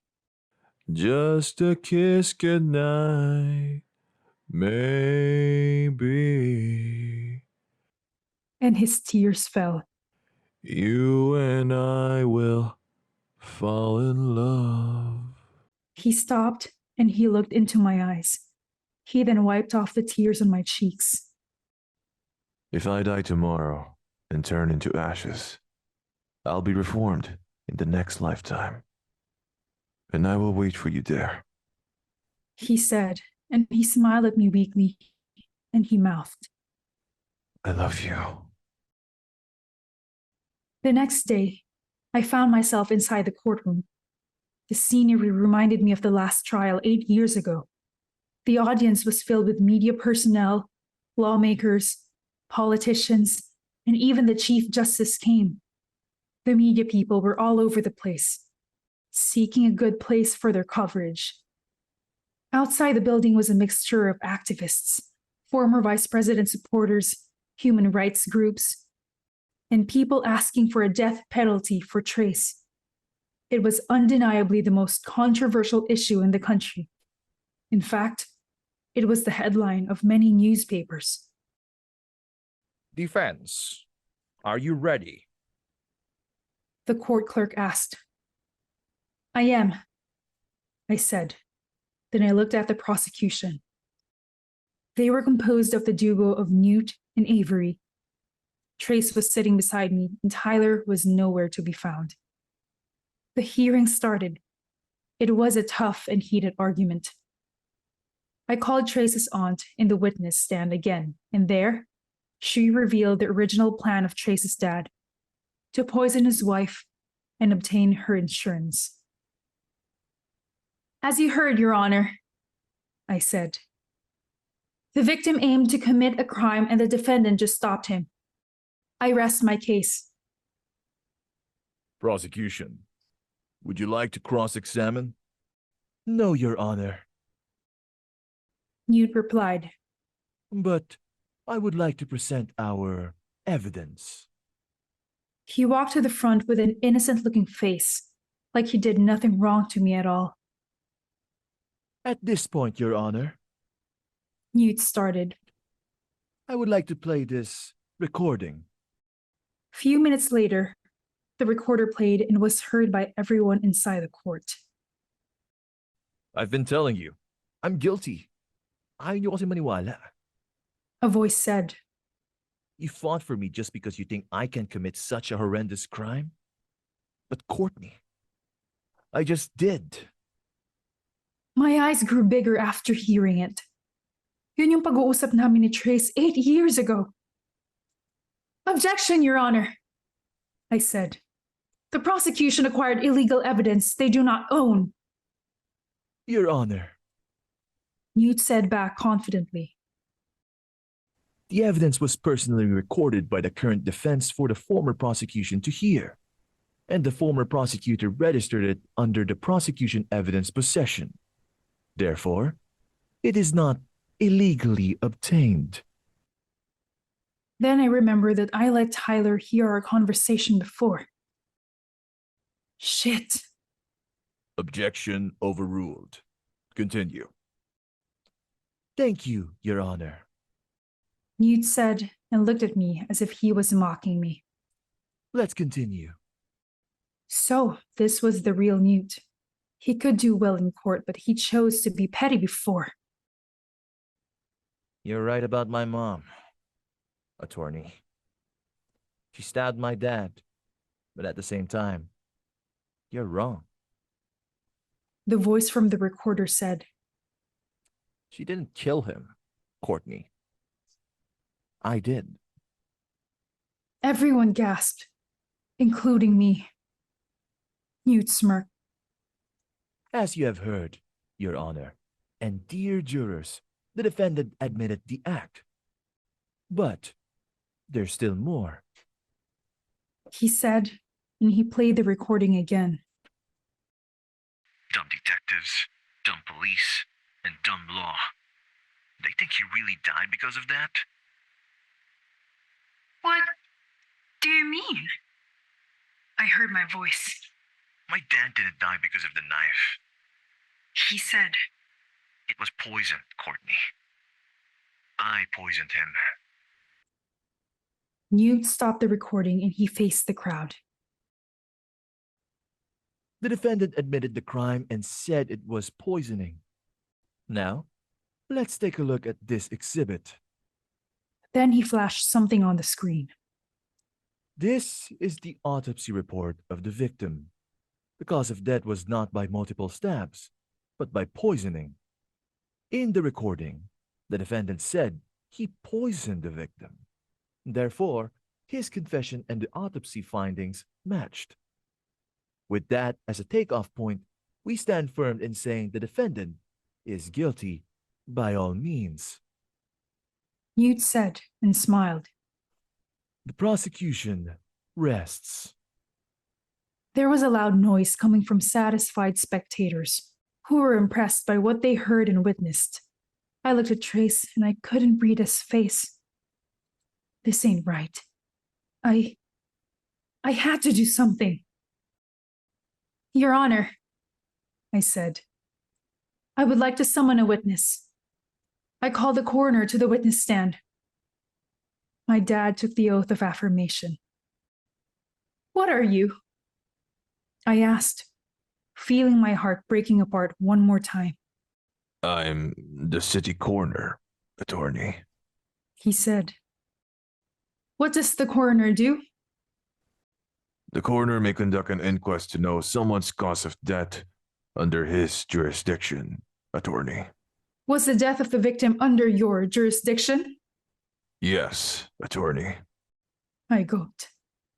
I couldn't do this. It was said that there was no autopsy report at first. I said, determined. How come that it turns out there was one? And why is it different from a medical facility's result? My dad looked at my eyes deeply, as if he was seeking enough strength through it. I tempered it, attorney. Everyone gasped. My jaw dropped after my dad said something he should have not said. People immediately talked about him. You can take it back, sir. My voice cracking. I won't acknowledge it, No, attorney. he said. I did it. I tampered the autopsy to manipulate the case. I felt a bang in my chest. It was revealed that the cause of death of the mother of the defendant was insulin poisoning, I said, while trying to pull myself together. Do you admit that you hid the autopsy report from the public? A contradiction of your responsibility as a city coroner? I did. I bit my lower lip. Dad, And not just that. he said. I tampered as well the autopsy report of the 13th president. While I was under the threat from the former vice president. My eyes grew bigger. I got dumbfounded. Everyone stood up. They were all shocked to the point that even the prosecution couldn't open their mouth to contradict him. My wife was the surgeon in charge for the president's operation years ago. My dad started. My wife was the surgeon in charge for the president's operation years ago. My wife was excited because it was a rare opportunity, but at the same time, she was scared. Nevertheless, she took the job despite her conflict with the government because of the hospital she recently opened. Hours after the operation started, the vice president went to my office and, for the first time, asked me to tamper an autopsy with no name on it. My dad heaved a sigh to release the pain in his chest. At first, At first, I declined. But he intimidated me. He used his power to make me do it. He even used my daughter to scare me. Stupidly, I tampered the autopsy. I put what he wanted me to put there. It turned out it was an already prepared autopsy report of the president's death. They already made it even before the operation could fail, as if they were sure that the president would die. My dad narrated, but you could sense deeply rooted anger on it. To my horror, that put my wife behind bars. My wife said the president died mysteriously during the operation, but it wasn't medical malpractice because she knew what she was doing. But it was too late. The autopsy they forced me to tamper said it was medical malpractice. My dad bit his lower lip. Tears were forming in his eyes. My wife, she was sentenced to life imprisonment. When the star witness of the prosecution turned her back on them and joined me because she regretted what she did, I filed for a new trial in which they manipulated through their power. My wife got a death penalty as a verdict, and she died with no justice. She died for something she didn't do. It was the first time seeing my dad in this state. It was killing me. That's a serious allegation, mister. The judge said. Can you prove it? I can. I butted in. Everyone looked at me. I went to the defense seat and carried a box to the front. First, I said, let's play this video. I played a video on the screen. In the video, you can see the vice president coming back and forth to the room of the mother of the defendant. In the last trial, it was proven that the vice president ordered her death. It was revealed by the nurse whom they then killed. Now, through this recording, the defense will solidify our claim that the vice president has something to do with the past and the current cases. Let's play it. I played the recording. Anong ginagawa mo rito? A woman can be heard. It was Traise's mom. Hindi pa ba sapat sa inyo yung ginawa niyo sa akin noon? Isa pa, mams. Isa pa, mams. I like the emotion. Hindi pa ba? Game in 3, 2. Hindi pa ba sapat sa inyo yung pinagawa niyo sa akin noon? Ha? O di ba naman ang anak ko? Idadamay niyo rito. Mga walang hiya kayo. Ikaw, walang hiya ka. Shout all you want. A voice could be heard, and it was the vice president's. That'll be your last shout in this life. Alam mo kung bakit? Because high dosages of insulin are now in your body. Ikamusta mo na lang ako sa kaibigan mong doktor sa kung saan lupalop man siya napunta. And the woman cried, and the man just laughed hard. This evidence is not illegally acquired, I said, since the prosecution couldn't object anymore to the things they found out. Avery and you were shocked too. The mom of the defendant had been filming herself every day, recording everything to help his son, and when she died, all the things she owned related to her son's case were all sent to me. I gulped. The recordings showed the vice president killed the nurse and the mom of the defendant, who was the witness of the 13th president's operation years ago. To prove the autopsy tampering, let's take a look at the screen. No one was moving, and an absolute silence occupied the courtroom. Then I showed something on the screen. The president's case was an open heart surgery. I introduced. The president had been experiencing a heart problem, and it was causing his arteries to get blocked and narrowed, making it hard for the coronary arteries to supply the heart with blood, which may cause the president to suffer a heart attack.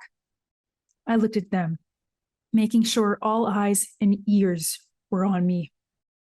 To access the heart, my mom, the surgeon, made an 8-inch incision along the middle of the chest, passing the breastbone. Based on the report, the medical team used a heart-lung bypass machine during the surgery that made the heart temporarily stop.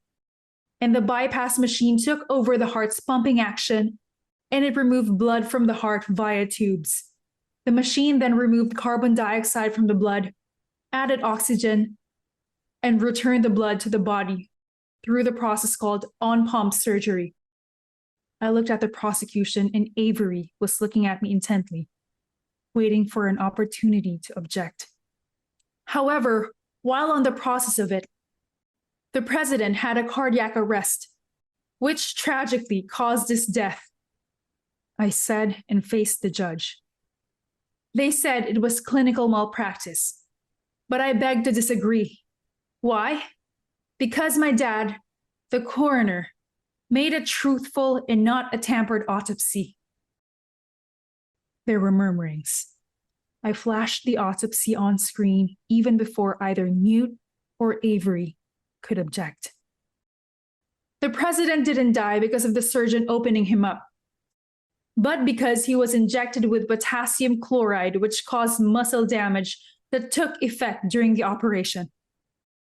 Lumakas lalo ang mga bulungan, pero hindi ako nagpatinag. At sino ang may gawa? I asked and flashed the video on the screen. I looked at Traise, who was looking at me emotionally. It was the mom of the defendant. Then the video played.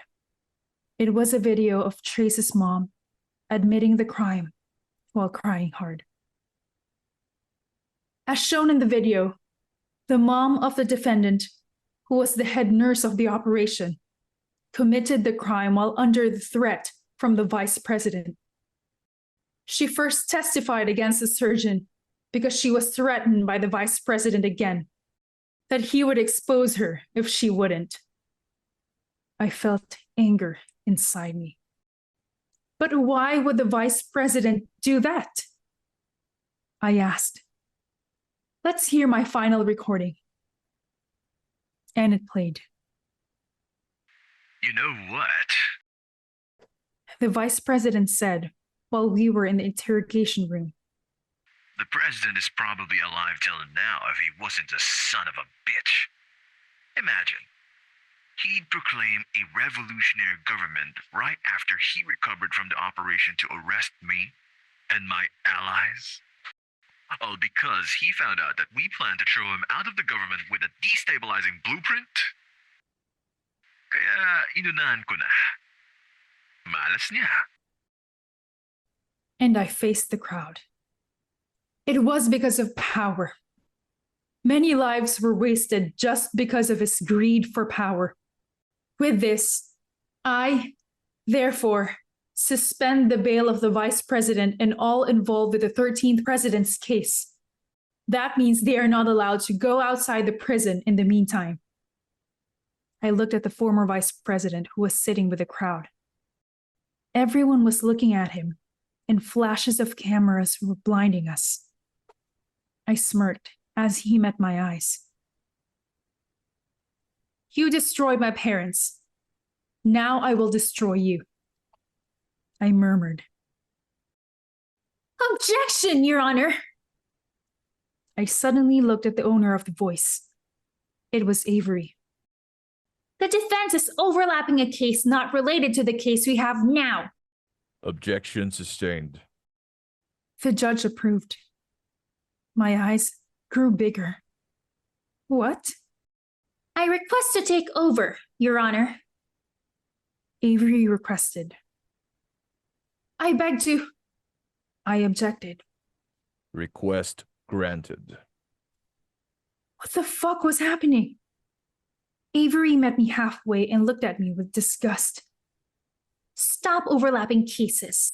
You'll lose. I looked at her again, confused with her sudden concern. Your Honor, Avery started. I would like to summon the defendant to the witness stand. Ano bang pinaplano niya? Traise took the oath of affirmations.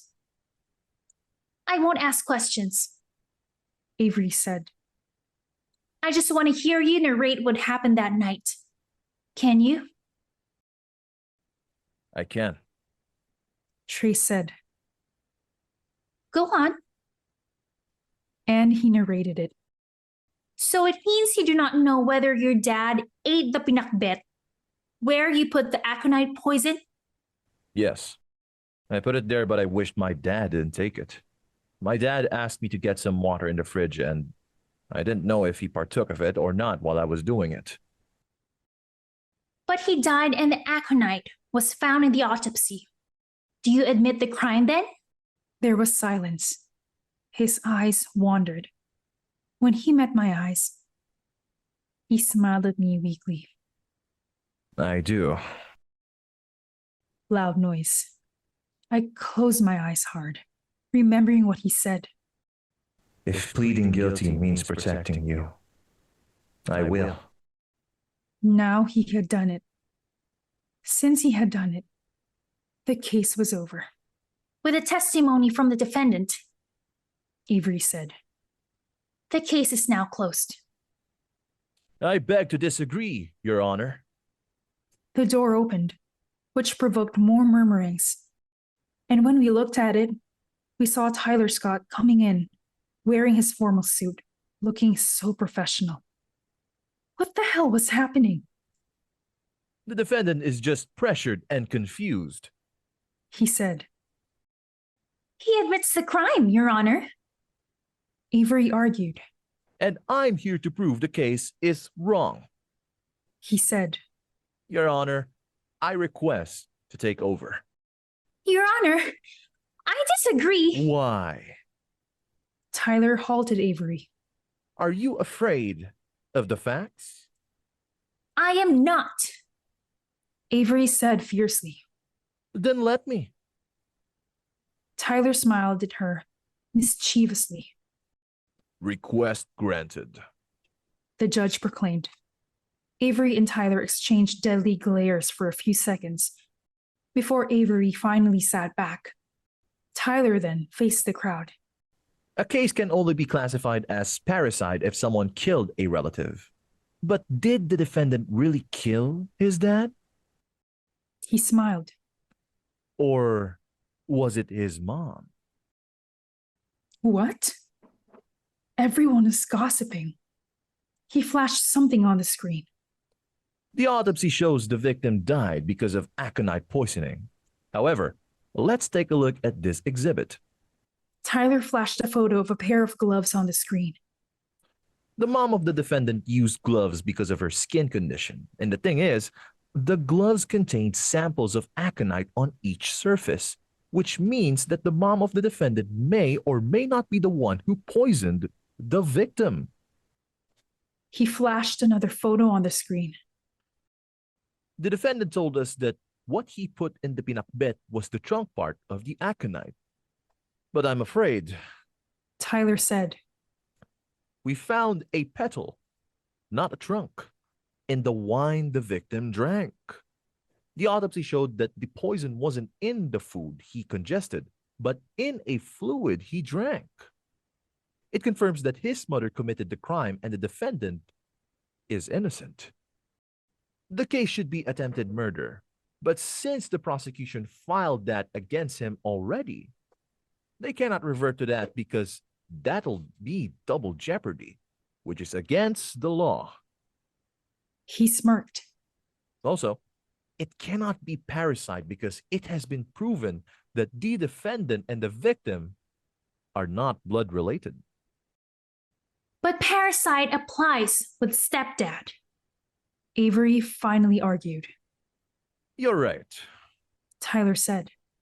But do you know what I found out? He flashed another thing on the screen.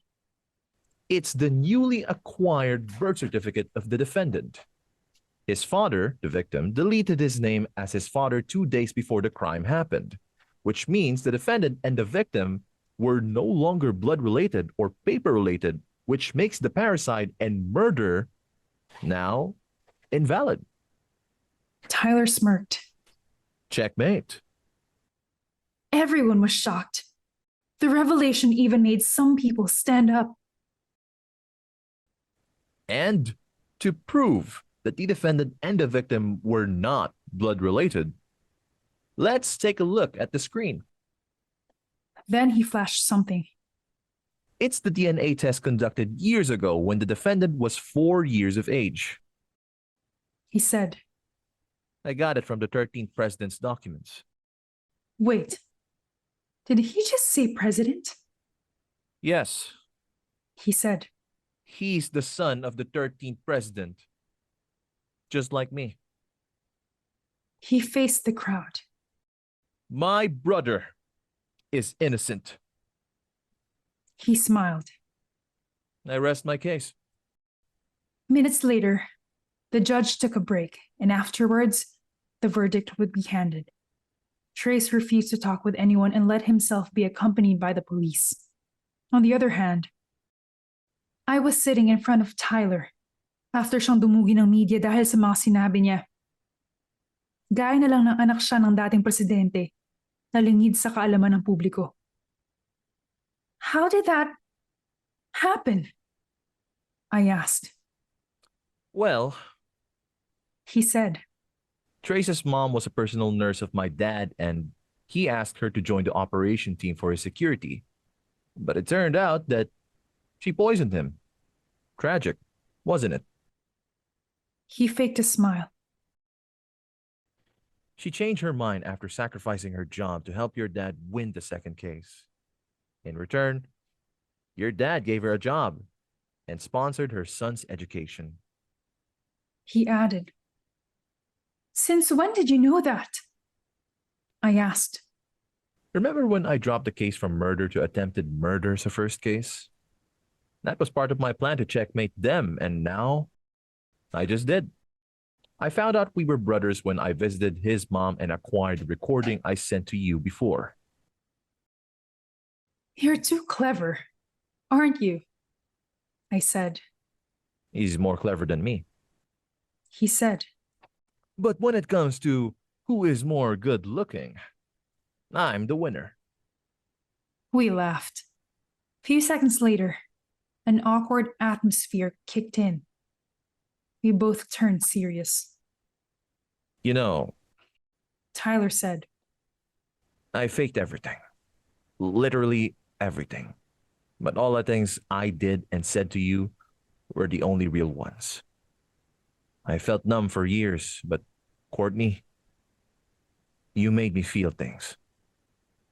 I opened my mouth, but nothing came out. Hi? Can I butt in with all due respect? We both looked at the owner of the voice. It was Avery. I'm gonna make it quick. She said, The good news is my petition to repeal the death penalty got approved, and it'll be on reading next week. You mean our petition? Tyler corrected. Wait, magkakampi kayo? Tanong ko. Only with a death penalty, because we both hate it. Avery said. So it means whether Traise or your dad would be found guilty, they have the chance to avoid it. But the bad news is, you lose your mom's case. My eyes grew bigger. Why? I exclaimed. She turned dead serious. The statute of limitations. An hour later, I found that people were cheering. Some were disappointed, but the cheering ones outnumbered them after the verdict had been handed. As we had predicted, my mom's case was dismissed because of the statute of limitations, which set the time the parties involved could initiate proceedings regarding a case. If he filed the case too late, it would be invalid. It meant the culprit would go scot-free, whether he was guilty or not, because that was the law, and that was what the law said. On another note, half of me felt happy, but the other half just died. My dad and Traise received their verdicts. One was found guilty, while the other one was not. My tears fell. I caught Tyler looking at me, and he had tears in his eyes too. He smiled so weak, and just like in my dream, he uttered the final words. Game over. Scalpel. A man who seemed like the lead surgeon commanded. He later then opened up the patient. Retractor. He commanded. The nurse gave him one, Bovie. and the blood spitted in the air. Shit. The doctor said. Irrigation. He commanded. He tried to handle the sudden commotion. Suction. He said. Cut. His eyes started to feel comfortable after he was able to manage it. Suture. He instructed. They assisted him. Saturation. He followed and looked at his co-doctors. Is the patient stable?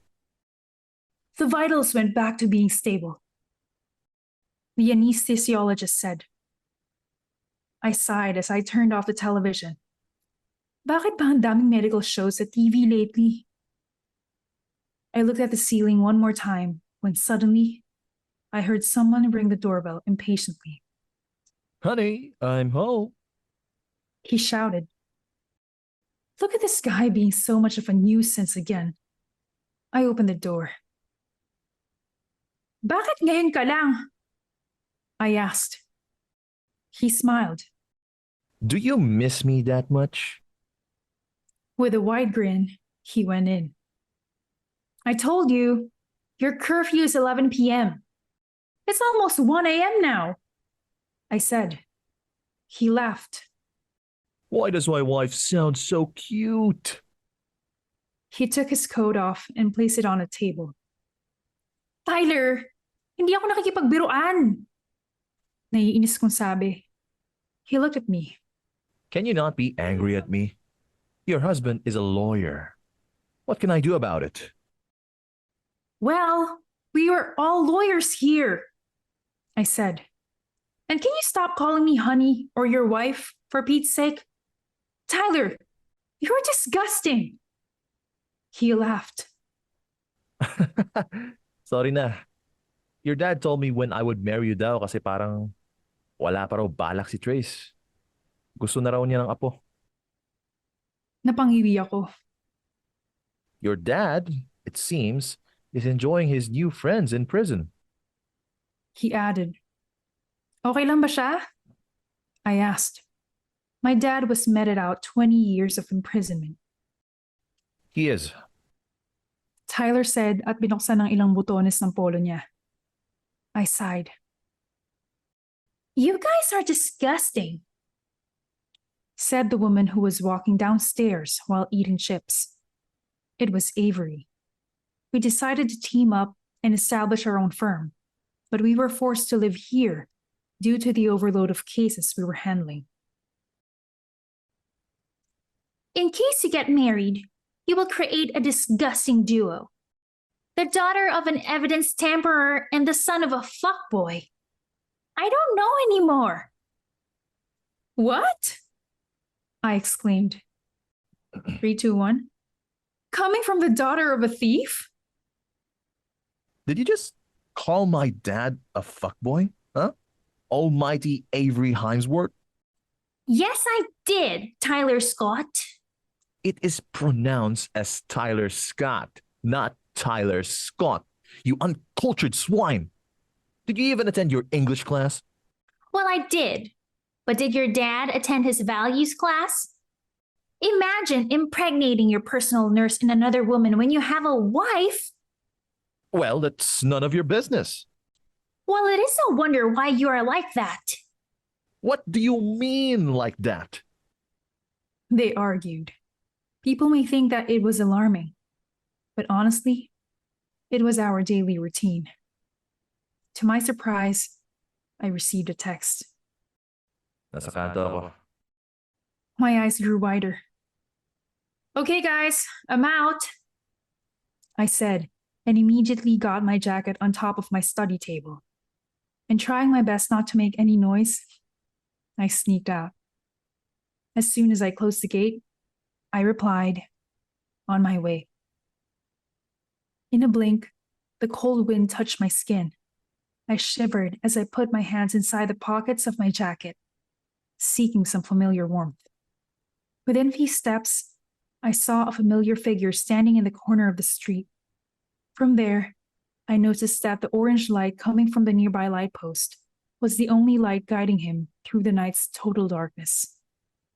I suddenly smiled. It seemed so familiar. Long time no see, Dr. Traise Stevens. He laughed when he saw me. What's with suddenly calling me by my full name? Attorney Courtney Spencer. And mind you, I'm not a doctor yet. I'm just in my internship. Ganoon na rin yun, I said, while scanning his face. He was wearing his white doctor coat with white polo inside, and he was also wearing his fitted black slacks. Suot din ni Traise ang bilog niyang salamin at nakabrush up ang itim na buhok. Namumungay na ang mga mata niya dahil sa pagod. Pero napakagwapo pa rin sa paningin ko. You are still wearing your coat, I said. I guess babalik ka pa doon? He nodded. Break time ko. I went here just to see you. Then he stared at me. Why are you staring? I asked, smiling. Why? Can't I? Am I not allowed to stare at my woman? I looked at him. Just then, I noticed there was something wrong with his smile. He seemed uneasy, like years ago when he went to me at this hour after his father died. Is there something you want to say to me? I asked. Nothing. He said. I just want to see you. Why did everything feel weird? Bago pa man ako makapag-isip, my phone beeped and I received a text from Tyler.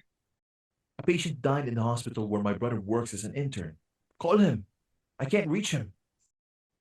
My eyes grew bigger. Traise looked at me and he smiled weakly.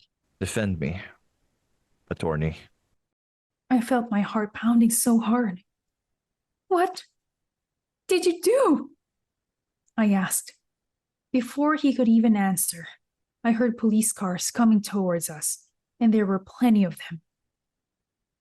Traise, I said. Tell me, what did you do? He smiled weakly.